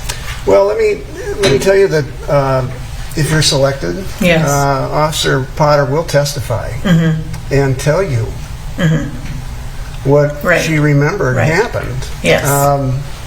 So you will know, not just from the video, but from the officers at the scene and Officer Potter herself, what was occurring. Yes. I take it you'd be quite interested in hearing what she had to say, Yes. and you would be willing to wait for her. Yes. The state goes first, they have the burden, of course. We go second, just the nature of the organization of a trial. But we have something to say here, too. Right. You'll wait for her. You also indicated in your narrative that Mr. Wright had been involved in a shooting that left the victim mentally and physically disabled. Yeah, I heard that someplace too. But I understand, given that, I understand that he is not on trial, and that can't be even talked about, can it? Like in a trial? Well, like it's this? up to the judge on what is evidence and what Okay. isn't evidence. You're bound to listen just to the evidence that Right, is presented right. here. You're good to go with that idea. Yeah, I understand that, he is not on trial here. That is not what this is about. But you're willing to evaluate his conduct and what he was doing that day as well. I guess. I mean, that's a piece of it, This happened in 12 seconds, basically. Right. And everybody's perception matters, and what everybody did mattered. You'd agree with that. Yeah. Fair enough? Yeah. Yes. Our concern is with your last sentence. According to sources, Potter had been training and hadn't been performing active duty assignments. What did you mean by that? That's just something else that I heard in the news, that she hadn't been in that, and maybe that's not accurate. I don't know. Have you heard of the phrase a field training officer, FTO? Do you know that phrase? I at all? don't know. Well, the next question I have is the one that Judge Chu asked you about, that you had a negative, very negative impression of her. And of course, we're concerned about that because we represent Officer Potter. And I can't explain you've now. got to help me with this a little bit. I don't know if it was just more of a reaction to the incident that I felt negatively about that. I don't know what kind of mindset I had when I answered that way, because I did it for both the victim and the you said that she acted impassively. I don't think it's impassively. It's do you remember the word you used? Could you read what Impulsively? it says? Impulsively? Yeah. I think it's maybe impulsive. It's that's hard to read. Right. Okay. Do I have that word? I think that's right, isn't it? Right. Okay. And why did you say that? Well, because I just think in the heat of an exchange like that, she just automatically reached. Here's what I was thinking, is that if a person is right-handed, would you think that, in the heat of things, she would just naturally use her right hand and not have time to really process that it's, maybe not the weapon that she meant. Yeah.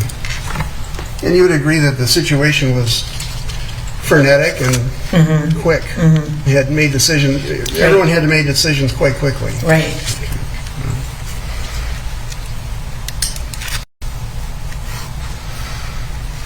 And later in the same page, you say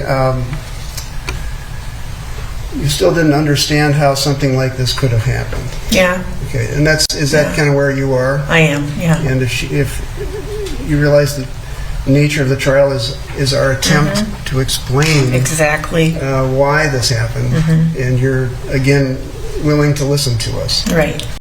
Because we will present testimony as to the why. Yes.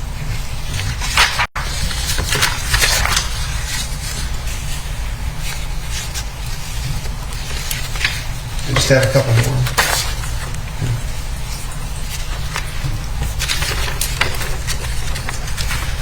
There's this one chart on page 7 where you had to strongly agree and strongly disagree. Do you remember this one? I don't know. Well, let me ask you where you check marked a couple things for you.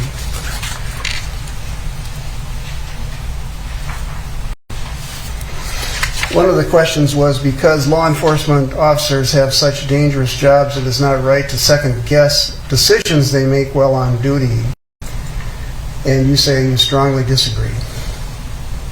Well, I think read the question again. Yeah. Because law enforcement officers have such dangerous jobs, it is not right to second guess decisions they make while on duty. Well, I do disagree with that, because if they're trained, then, they would, a lot of police incidents happen, and you wonder why they do that. Is it their training? So you're willing to second guess, but you're also willing to listen to the training that they receive. Right. And how a confusion could happen. Yes.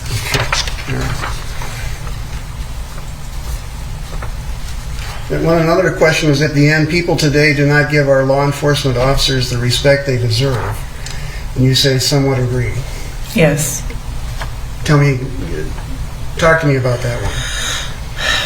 I guess like I said too, I don't know, depending on, our people profile, are they being fair when they detain you for some reason? Is it, I know they have a dangerous job, but I just think that, I don't know, I just think that they are supposed to be able to handle themselves.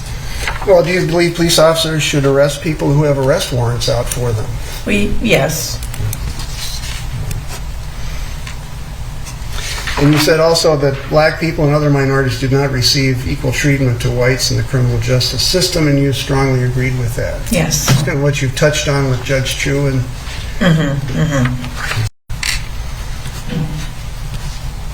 you still feel that way, of course? I do. Okay. Do you have any prejudice, though, because Officer Potter's white in this case, and Mr. Wright was black, and he was arrested on a warrant? Do you have any prejudgment in that respect? No.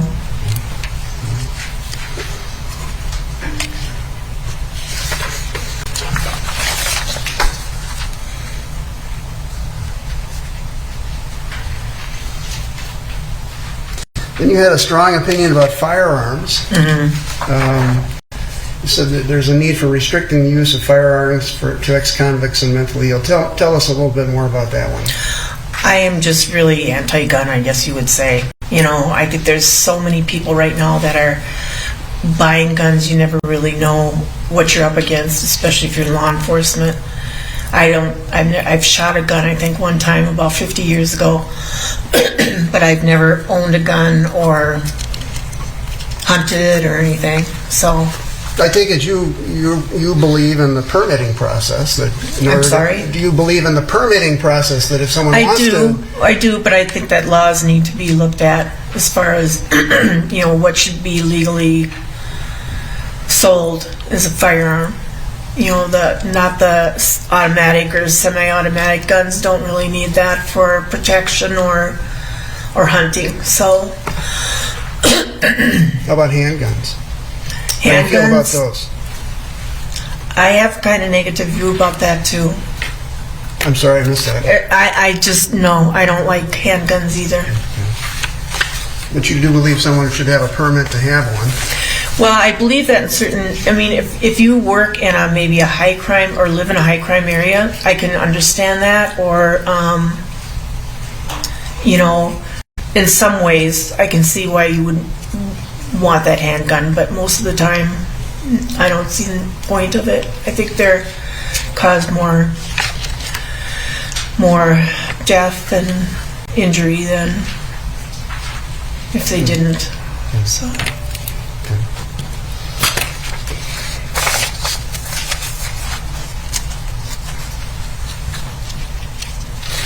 You have 3 kids. I do. I'm sorry, the one daughter passed. Is that Right. okay? I have 4. 4. So I have, what do they do, if you could tell me? my oldest daughter works for Merck in Boston, Merck Pharmaceuticals. She has a PhD in biochemistry and molecular biology. My 3rd daughter is an engineer. Is what, I'm sorry? An engineer, an electrical engineer. And my youngest daughter works for Allianz. So they're all math science kids. Okay.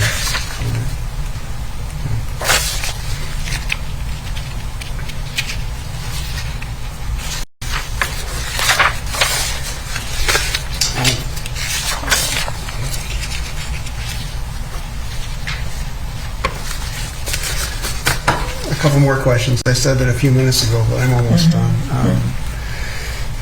You said, no, I believe role in social status, criminal justice, or the jury system. I do. Okay. In this case, though, we're going to be fighting for Officer Potter. Of course. And you realize our role in doing that, in representing her and being her voice. Yes. And there's nothing unfair to her in litigating the case and pleading not guilty, is there? And she has a right to be here. Of course, yep. And you'll listen to what we have to say. Regardless of social status and race. Right. Okay.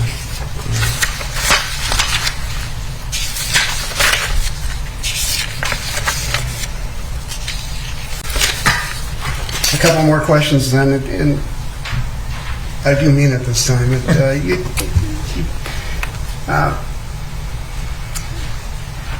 The last question of the questionnaire was, do you want to be a juror in the case? You say yes, and you want to fulfill your civic duty, which I think we understand. You have an interest in true crime. Yes. Tell me about that. I just watch a lot of true crime. Any true crime thing you see on cable, cold case files, investigation ID. I watch all those shows. It's very interesting. Okay. Of course, this is the real deal here. Yes, I know. It's a lot different. I realize this is a difficult time of year for you, and this is a death case, of course, and and I don't want to ask any questions about your daughter's passing, but it's not involved in anything like this case, I assume? No, she died of breast cancer. Okay. I'm sorry I asked, but I have to ask the question. Yeah. May I have a moment? Yes.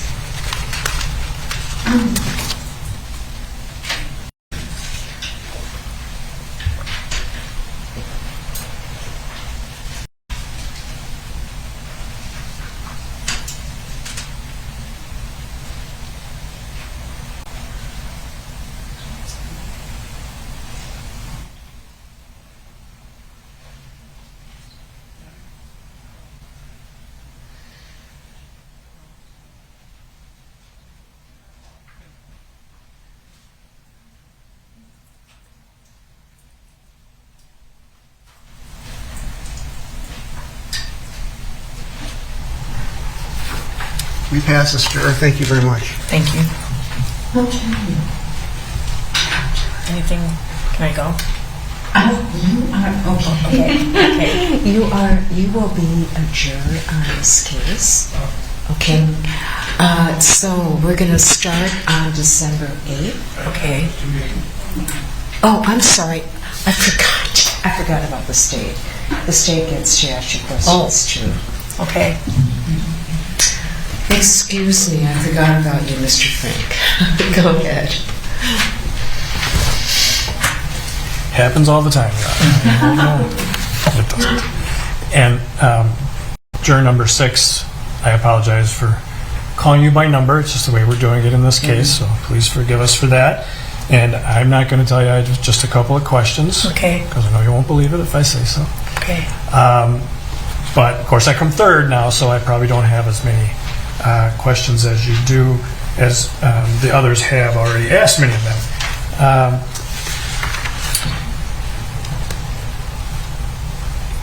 Can you tell me a little bit about, hold on just a second. You're currently retired, correct? Yes. Congratulations. Tell me what you did before you retired. I was a special ed teacher in the Osseo, Maple Grove, Brooklyn Park area schools. How old were your students? I actually had been in elementary and high school. My last 5 years was at the high school. And so how long did you do that? I started my teaching career when I was 50. So I taught that, and then I also taught part-time English language to immigrants. Okay. When did you do that before? I did that at the same time, actually. I did that 2 nights a week in addition to my teaching job. Okay. Did you like doing that? I did, very much. So starting teaching at 50 would be a challenge, I think. Yeah. So, even more so now, I think. Yeah. And how's retirement? Are you enjoying it? Well, not what I expected. Like I said, we've had some family, grieving, but then that came right as COVID. So I had planned to travel, but I don't know. We'll have to wait and see, I guess. And a tough couple of years. Yes. And I, like everybody else, deep condolences on your daughter's loss. All of us that work in this field understand somewhat about what anniversaries mean and how significant they can actually be. So we don't want to diminish that in any way, but I think you've probably already been asked, and it sounds like you feel that you can commit to this if you were selected as a juror, knowing that anniversary is coming up, and grieving really always goes on, doesn't it?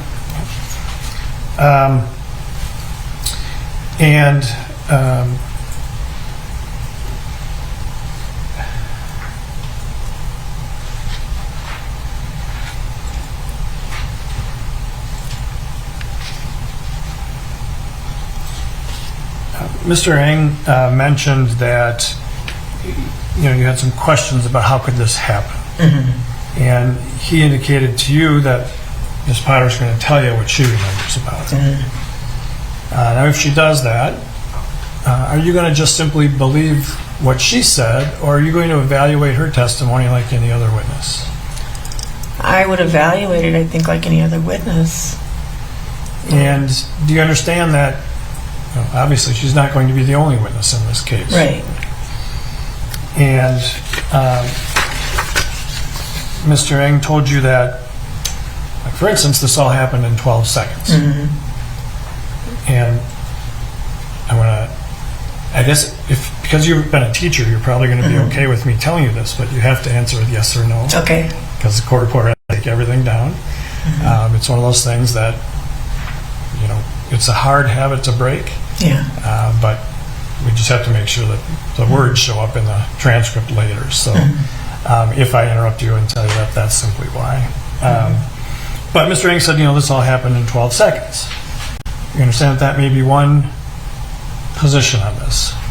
I think that's a factor for sure. I really feel for any law enforcement because things can happen just so quickly.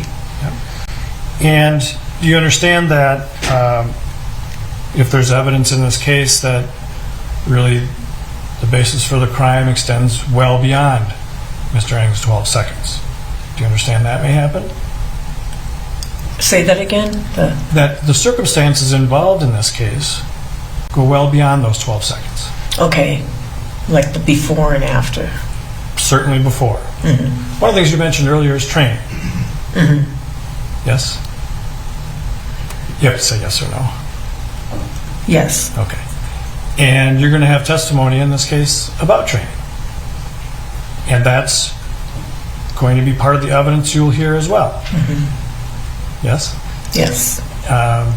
And are you going to evaluate that evidence as part of all the evidence in the case? Yes.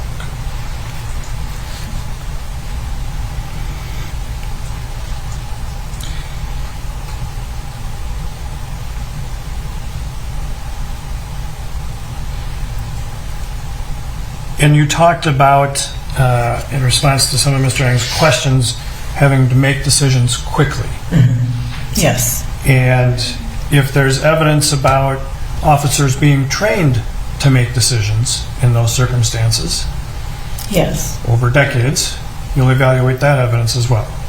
yes, And that making those decisions have to be made in accordance with the law. You'll hear evidence about that. yes, You'll evaluate all of that evidence as well. yes.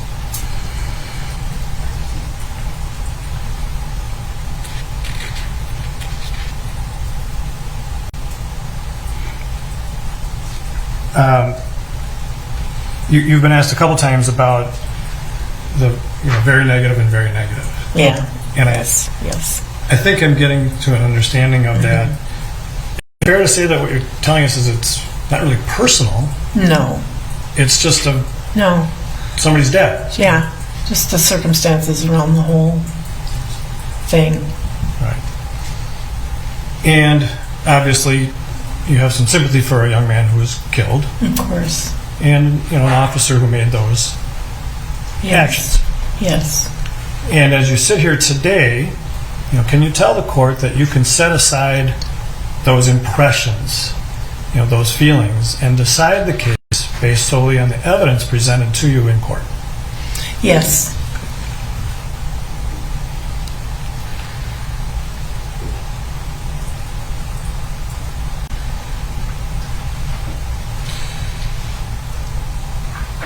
You indicated that you had gained some information about Mr. Wright's past before this occurred, Yes. and you indicated that that can't be talked about. And Mr. Ng was absolutely right. Mhm. We don't tell you what the law is. Right. The judge will Yes. tell you what the law is.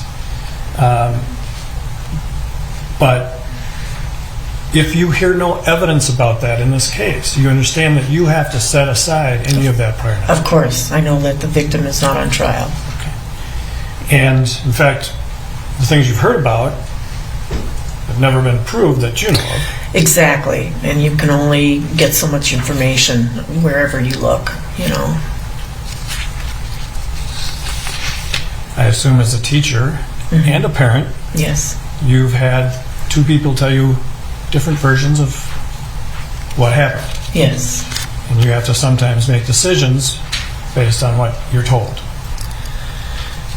I think you have to do your fact checking, you have to check your facts. Yeah. And when you do that, do you want to take into consideration everything that you can about what actually happened? Yes.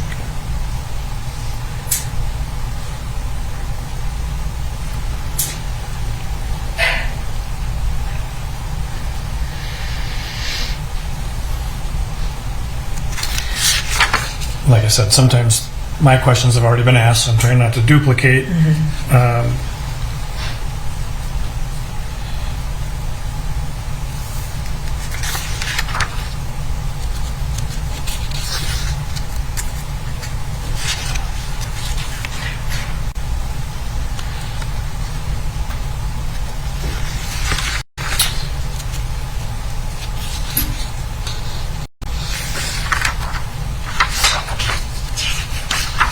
forgive me for not knowing this, but you have family members in the military. I have my brother was in the Marines. He went to Vietnam. And your father was in the Army, maybe? My father was in the Army.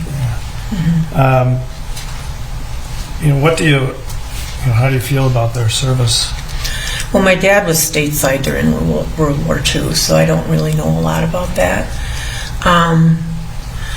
My brother was wounded in Vietnam. I think he had a real hard time adjusting when he got back. Yeah, so many did. Did they, has that improved at all? No. Okay. I'm sorry to hear that. It's tough.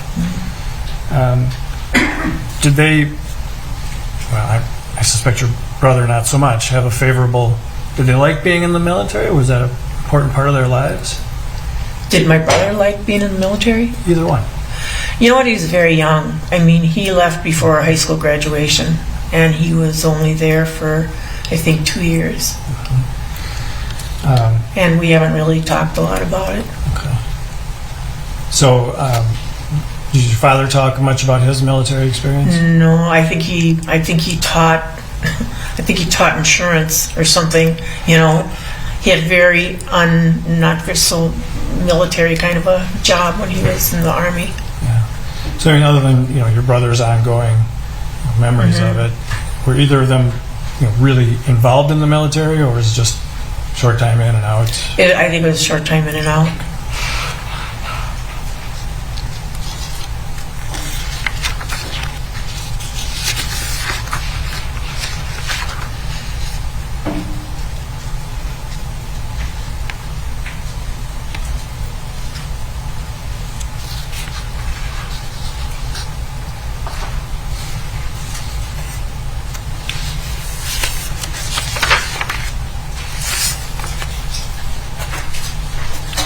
If you can excuse me just for a moment, Your Honor, may I? Yes.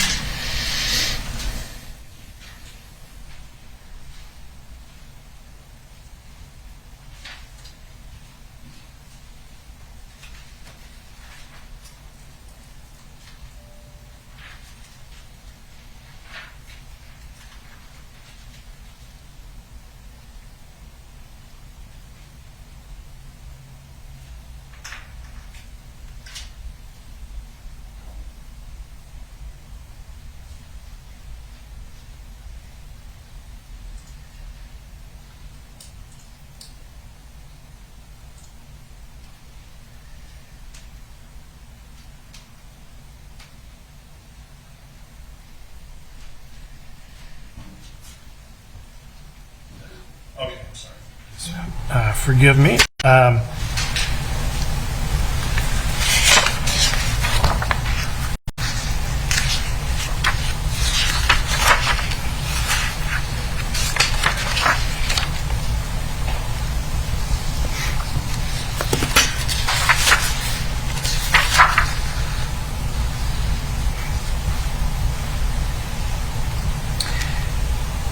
Not to kind of go back to, well, this is going to be kind of a similar question. Okay. There were two questions in the questionnaire, one about Black Lives Matter and one yes. about Blue Lives Matter. Yes. And you checked somewhat favorable for both. Right. Yes. Just describe for us what you mean. Well, I mean, the peaceful demonstrations I thought were fine, but there was also a lot of, violence during these protests where people were even, killed. So, I guess that's kind of what I was thinking. Okay. And saying the same thing about Blue Lives Matter, do you remember? Yeah. Blue Lives Matter, yes, but I guess when you see certain times when they maybe don't use such good judgment and someone gets hurt, I think they matter, but everybody matters, right? Okay. And nothing about that would not allow you to look critically at the conduct of a police officer in this situation if you were selected as a juror? Yes, yeah, You could do that. yes. And, this issue about, obviously, we've gone through a lot of demonstrations and protests and riots over the last couple of years. Were you personally affected? No. How did you think about, or what did you think about those things going on?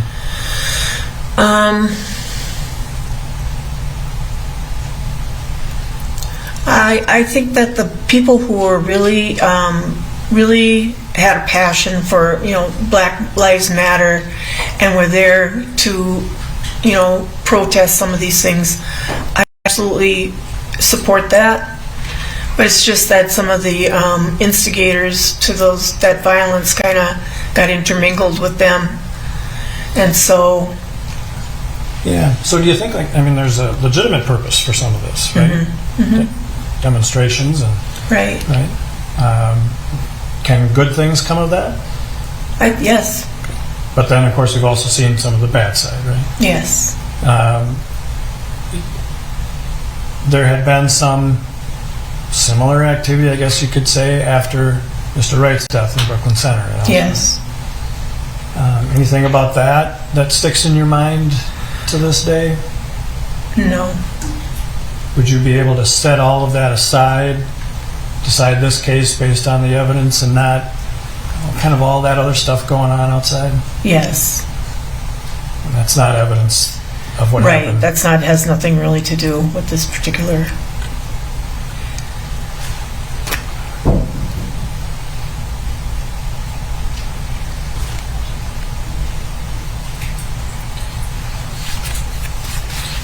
Thank you, Juror 6. Your Honor, we would pass the juror for cause.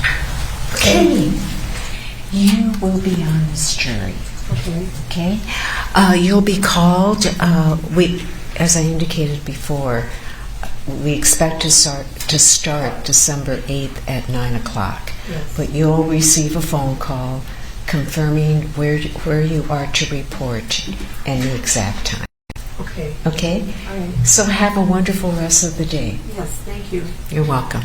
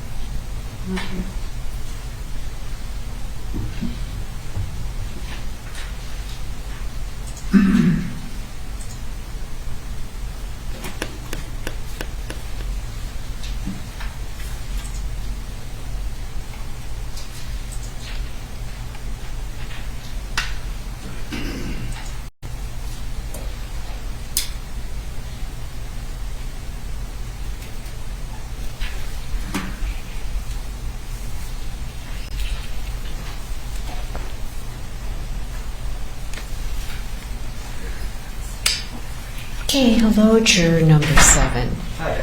Please have a seat. And would you please remove your mask? Yes. Thank you. All right, just a couple of follow-up questions. Thank you for filling out the questionnaire. All right, you were asked a number of questions about what you knew about the case or what you recall seeing in the media. And you were asked also what your general impression of Defendant Potter was, and you indicated somewhat negative. Can you explain why you feel that way?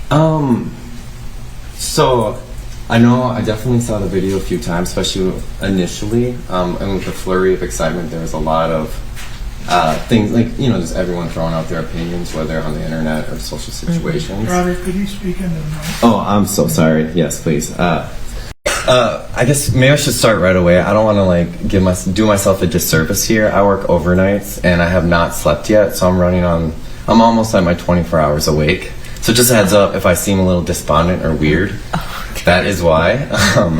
I do feel good energy-wise, but just cognitively, I feel like I'm slipping a bit right now.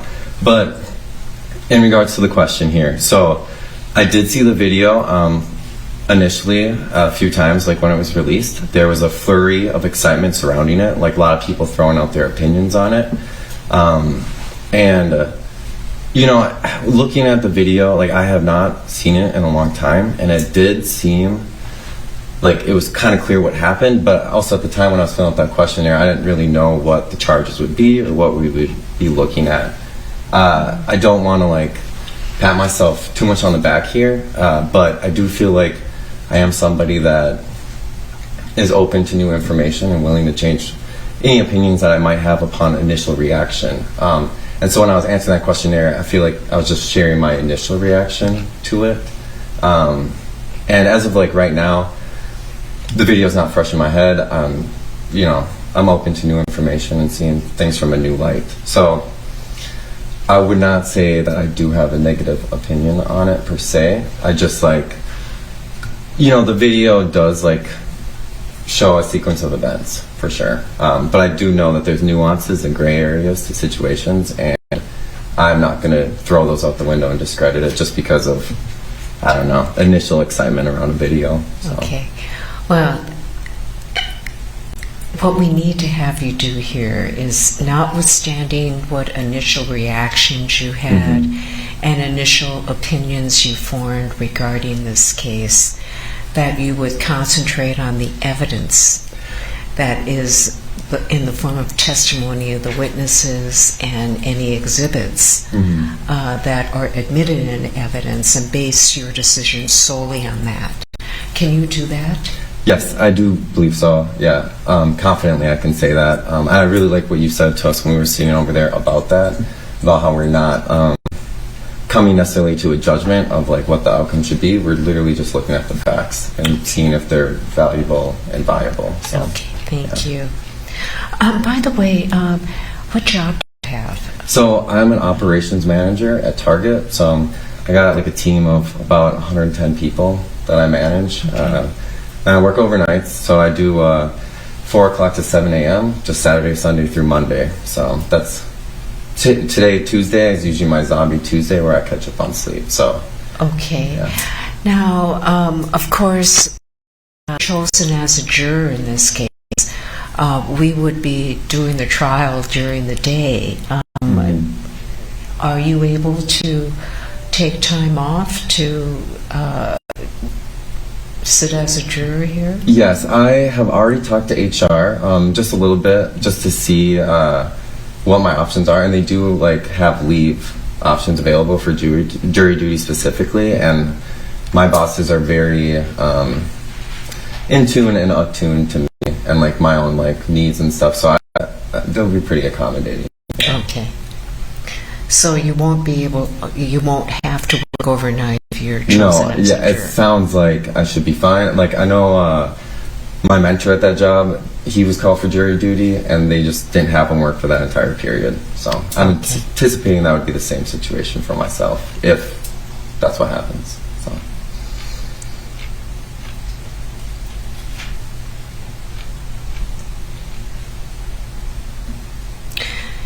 You stated that your cousin is a former police officer and her husband is a current police officer. Where are they police officers? So I know they both, or at least my cousin was in Douglas County, and then she eventually became a DNR agent, and I believe that is what she's currently doing right now. Her husband, I want to say Carver County. I could be wrong. I'm not too sure. I'm not very close with him. I don't know. Should I disclose his name? No. Okay. Oh, that's right. No names. Yeah. We're just cousins. Yeah. In the introductory portion of the trial, when I brought you all in and asked you general questions, are you going to be, even though you have relatives that are in law enforcement, are you going to be able to judge their credibility just like you would any other witness? Oh yeah, I think so. Yeah. Okay.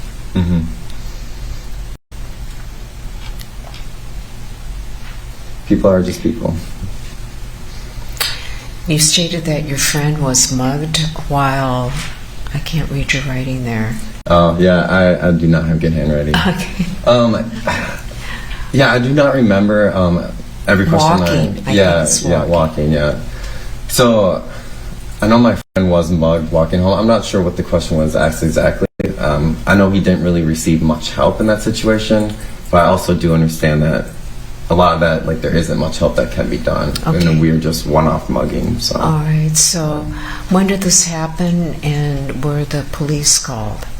Ooh, I want to say this was like 4 years ago, 3 or 4 years ago, and you know, I'd have to ask him, but I'm pretty sure he did call the cops, and they just took some information, and that was like kind of the end of it. So. Okay. They never found the culprit? No, I do not believe so. Okay. Yeah. And you said that you were somewhat unsatisfied with how the police responded. Yeah. What more do you think they should have done? Well, like, thinking about it now, like, I don't know if there is more that they could have done, just with like the limited nature of details that my friend could have even provided, you know, like, and I feel like that's not something I should really be speaking of, or probably should have included in the questionnaire, because I'm not the individual involved. I don't know if the police officers pulled security cameras or anything like that, so I probably shouldn't have even included that in the questionnaire. Okay. Is there anything about that incident that's going to make you feel like you should not sit as a juror in this case? No. All right. And you're not going to hold that against any police officers that testify, am I correct? No. Again, I'm not quite sure what that question is, or was, but like, I've definitely had situations where the police force was very accommodating and very helpful. So, like, you know. Okay.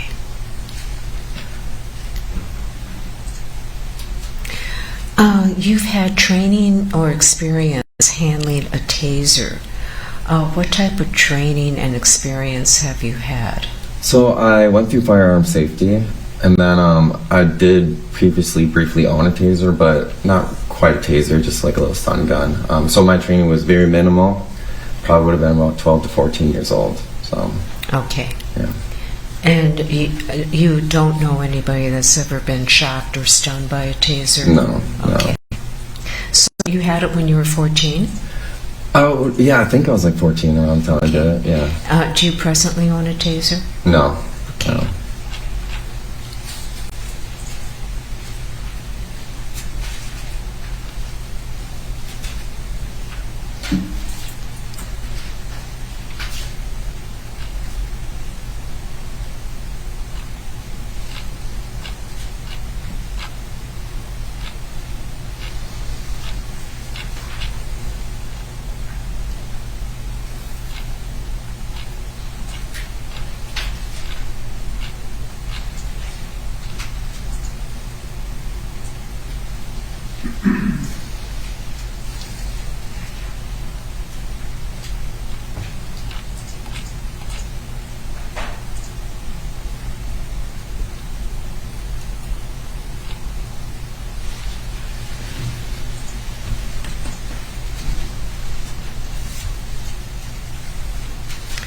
Are you willing to serve as a juror on this case?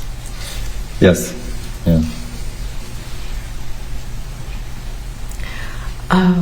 There is a question here that you can't read, watch, or listen to news accounts of the trial. You're not to talk to anybody about the case. You're not to post anything on social media or elsewhere. And the question is, would you find it difficult to follow these instructions for any reason? And the response that you had on the questionnaire was, no, I don't believe so. Can you tell me that you won't do it? Yes, I will not do it. My only really social media that I use will be very easy for me to just delete off my phone, and then, yeah. Okay. There's not going to be any issues with that. All right, thank you. I understand how serious this is.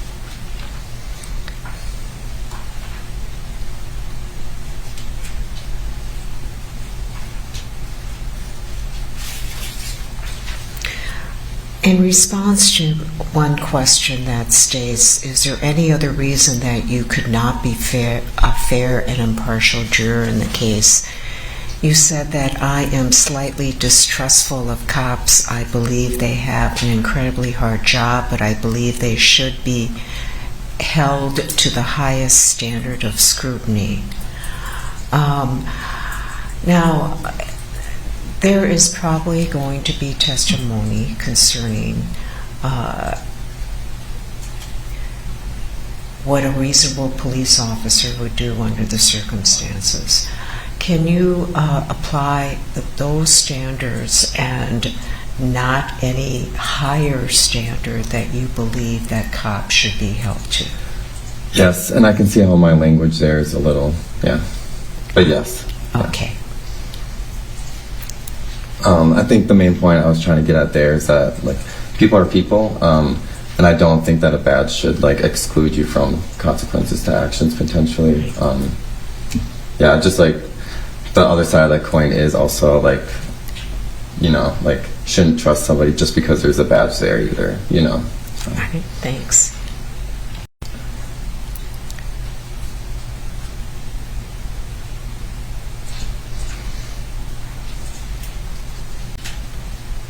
All right. Thank you so much. Thank you.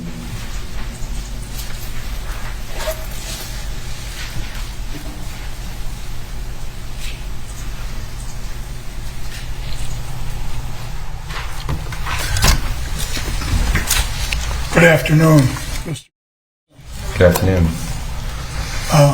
I'm Earl Gray. I'm a lawyer for Kim Potter, and that's Paul Lang. We were introduced by the court early on. I'm going to ask you a few questions about your questionnaire, not many. Yeah.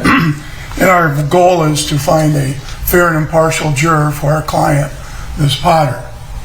One of the questions I have is, since you answered this questionnaire a couple months ago, was it? Yeah.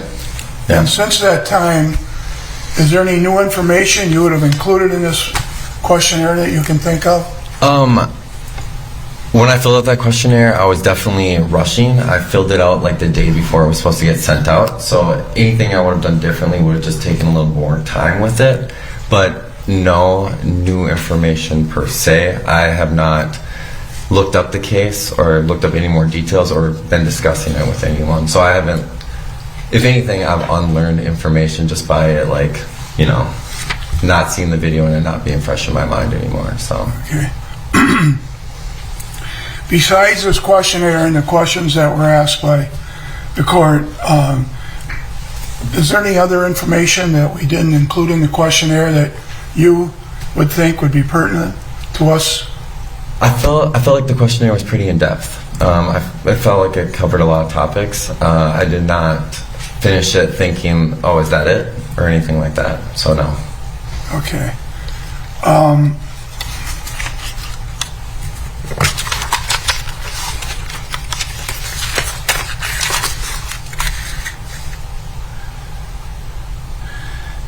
One of the questions on page 13, and I think the judge has already asked you about this a little bit. Under our system of justice, the jury must decide the case solely on the evidence produced in court and the law that the judge instructs. Now, what that means, of course, is that the multiple times that you watch this video, they have to be set aside. And that's sort of a legal fiction because it's extremely difficult to do. Would you attempt to do that and set that aside? Yes, definitely. And then not because of bias, passion, prejudice, or sympathy. And with that regard, you answer, I would try my very best at least. Would you involve your bias or passion or prejudice or sympathy in your decision making in this case? No, I know bias is a real thing that everyone holds, and I will actively do my best to not, like, lean into that at all. And I know, like, the judge's words to us when we were sitting over there, like, really helped clarify, like, what my responsibilities as a juror would be, which is not something I was super clear of filling out that questionnaire. So. Okay. And with respect to the 15-hour overnights, you answered that to the court, and I wasn't quite clear. Is it going to happen now if you're selected on this jury and you're called back on the 8th that they will change, Target Corporation will change a work schedule for you so you don't have to work a 15-hour night and come in here on a Tuesday without sleep? My job has been very accommodating. I believe That doesn't answer the question. Yeah, I believe they will put me on an actual leave where I will not be working during this period. If I am working, I would just be working Saturday and maybe a half day on Sunday, so I'm still going home and getting sleep. Okay, and so you wouldn't be working a full week then, correct? No. Yeah, and I still need to connect with HR and like see exactly how that looks like, but I know they do have great leave programs and stuff, and they do have one specifically for jury duty. Are you going to be paid for the time you're on leave? From my understanding, yeah, 70% of my salary. So, were you involved at all, and I've seen this on the news, with respect to Target and some other companies were sort of attacked by 10, 15 people to steal items out of the store? Did you have any involvement in that? No, I work at a distribution center, so no. Okay. Yeah. The distribution center, did you have to send some more product out to these Target stores that were hit? Well, there was a Target store or two that were like kind of shut down completely, so we were not sending product there. So we did notice that. Yeah. All right. Anything about that would affect your ability to be fair and impartial in this No. case? No. Some of these questions sound stupid to you, but we have to ask them, and you wouldn't think that would affect your process, but you never know, because obviously we don't know you. Yes. I appreciate the due diligence. Yeah. I would hope the same for myself. So.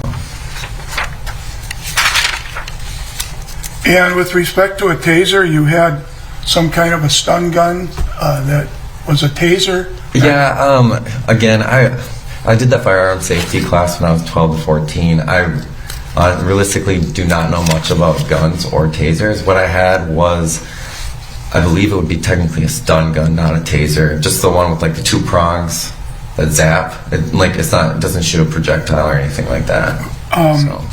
And you were 14? I think I was 14, yeah. Okay, do you remember the circumstances under which you purchased it? Sorry, yeah, I should clarify that. So I went through the firearm safety around 12 to 14. I owned the taser about 4 or 5 years ago.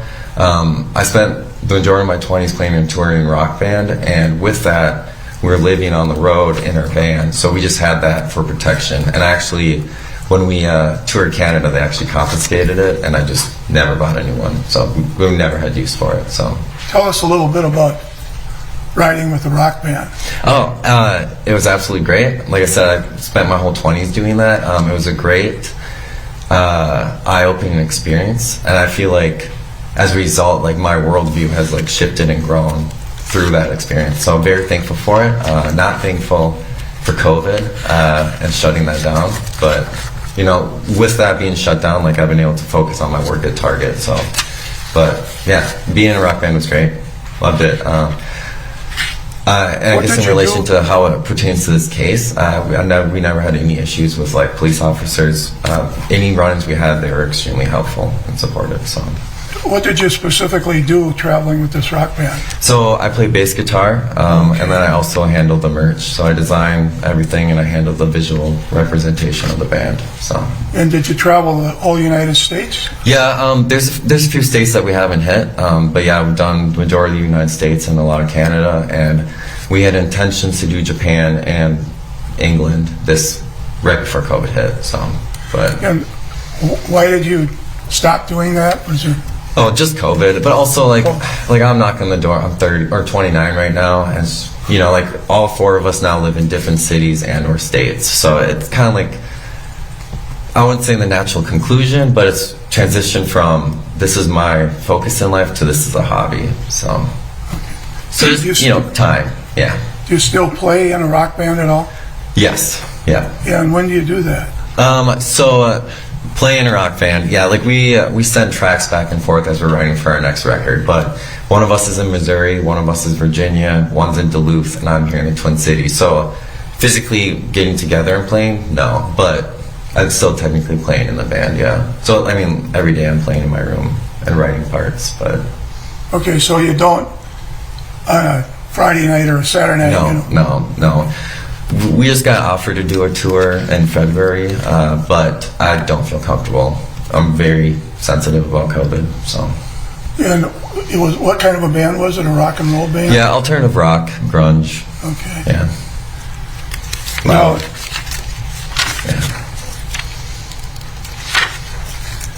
getting to the question about is there any reason that you could not be a fair and impartial juror in this case? Please explain. And you answered, and I realized it was hurried because you had waited to fill this out till the last minute. But you did put down back then that you're slightly distrustful of cops. What happened in your 29 years that caused you to be distrustful of cops, if anything, or what you read, or maybe playing the guitar, you saw something that... Right. A lot of it is just like different like court cases and stuff, or just different situations. Obviously, it's pretty easy for people to compile like video evidence of like police brutality and stuff, and like we had a very emotional year in Minneapolis the last couple of years, yeah, I don't know. Like, I am always worried about my bias getting in the way of like any interaction with somebody, and I try really hard to not try to judge a book, person, or situation by its cover.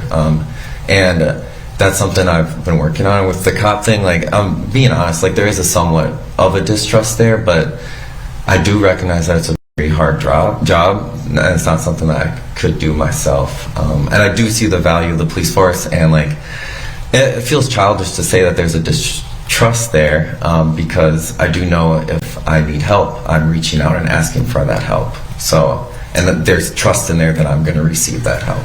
So. Could you set that aside, because I'm sure you've had a long time to think about this, but could you set that distrust aside in sitting on this jury? Yes, I believe people are people regardless of your occupation. Not only setting it aside, but the law is that my client and Paul's client, Kim Potter, she's presumed innocent of each and every element of the 2 crimes she's charged of. Can you presume her innocent? Yes, and I think that is 100% how we should handle things in this country and in the court system. Yeah.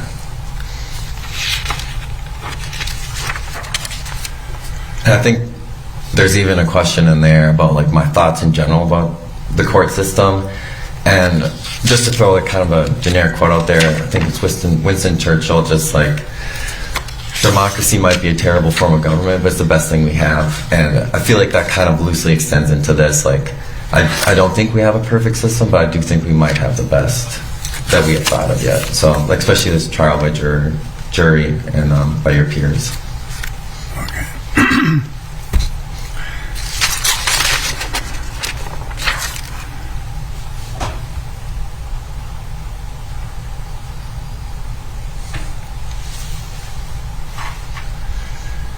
The narrative you wrote on page 3, which would be what you remember you've seen about this, and I won't ask this again, but you've got to block that out and just rely on what you hear from this case, and you'll probably see videos in this case also. Be able to do that? Yes, yes.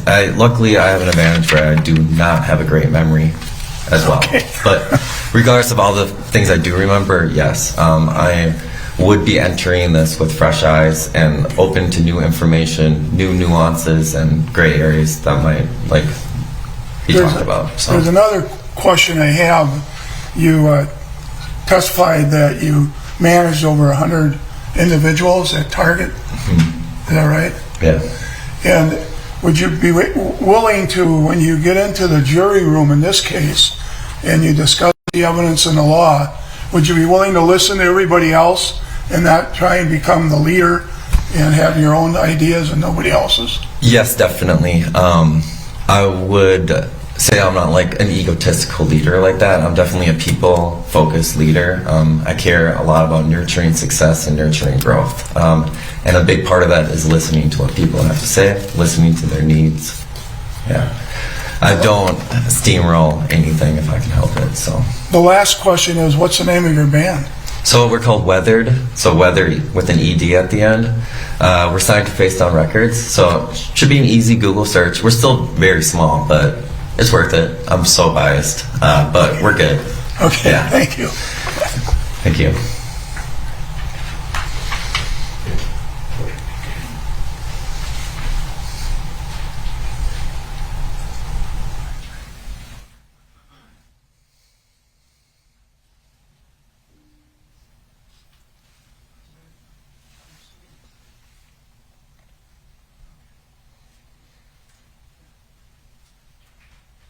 Pass the jury, Your Honor. Okay, Mr. Frank? Oh, I'm done? No. Oh, okay. Just stay. Yeah.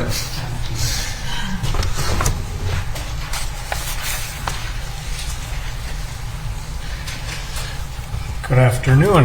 Good afternoon. Juror 7. I apologize for calling you by a number rather than name, but there's a reason we're doing that in this case. I come third, right, so I have a lot of my questions have been asked, and you've been very forthcoming. We really appreciate that. Thank you for being here. Probably just a few follow-up questions.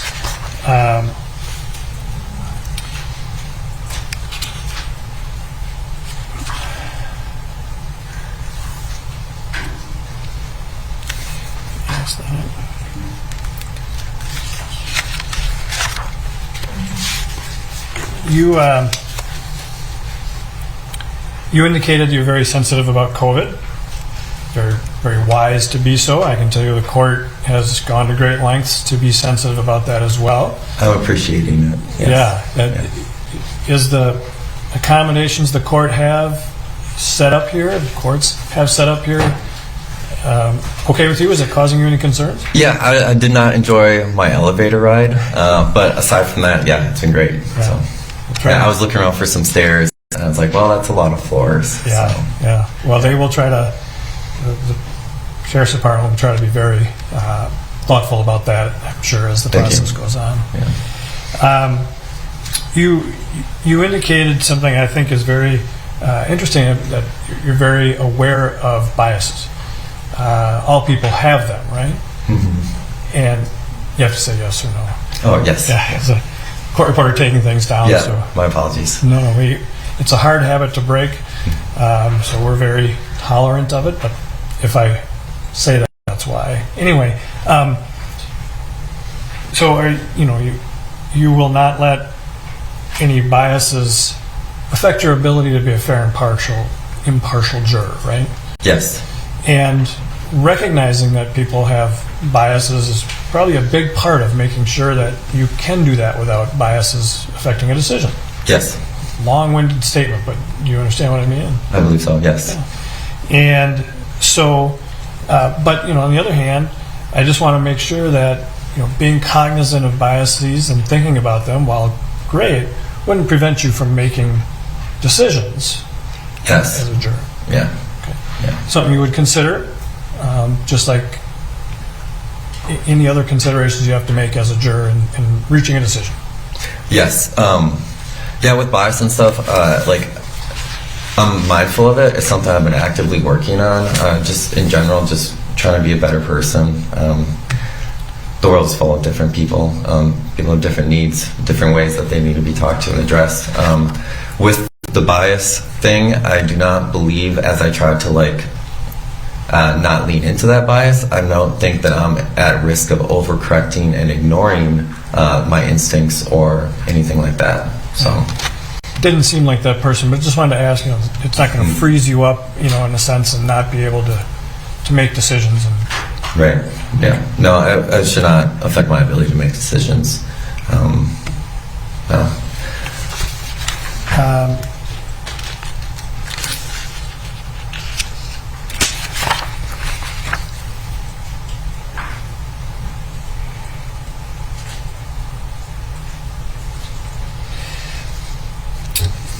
You have some cousins that are in law enforcement. Yeah. Yes. And you said they're just cousins. How often do you see them? Or Well, luckily I just sell them for Thanksgiving, but not too often. A couple times a year. It's just a holiday type thing. Not as close with them as I would like to be. So. And again, some of that is thanks to COVID, right? But Yeah. do you have any concerns being serving as a juror in a case involving a police officer, what your family members might think later? No, very much my own person. I very much value their inputs and their thoughts, but we disagree already on so many different things. Just like that's just the nature of being human. So I think we have enough respect for each other to just respect each other. So. If you can excuse me for just a second, please. Mm-hmm.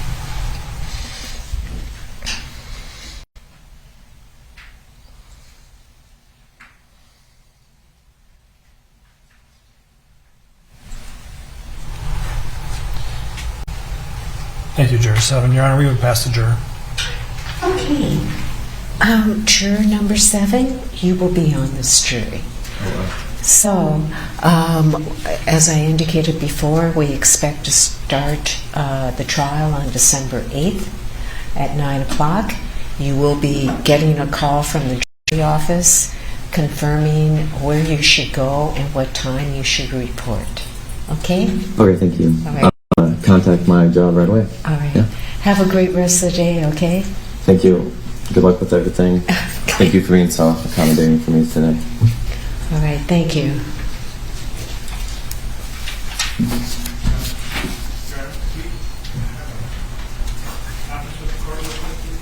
I'm sorry?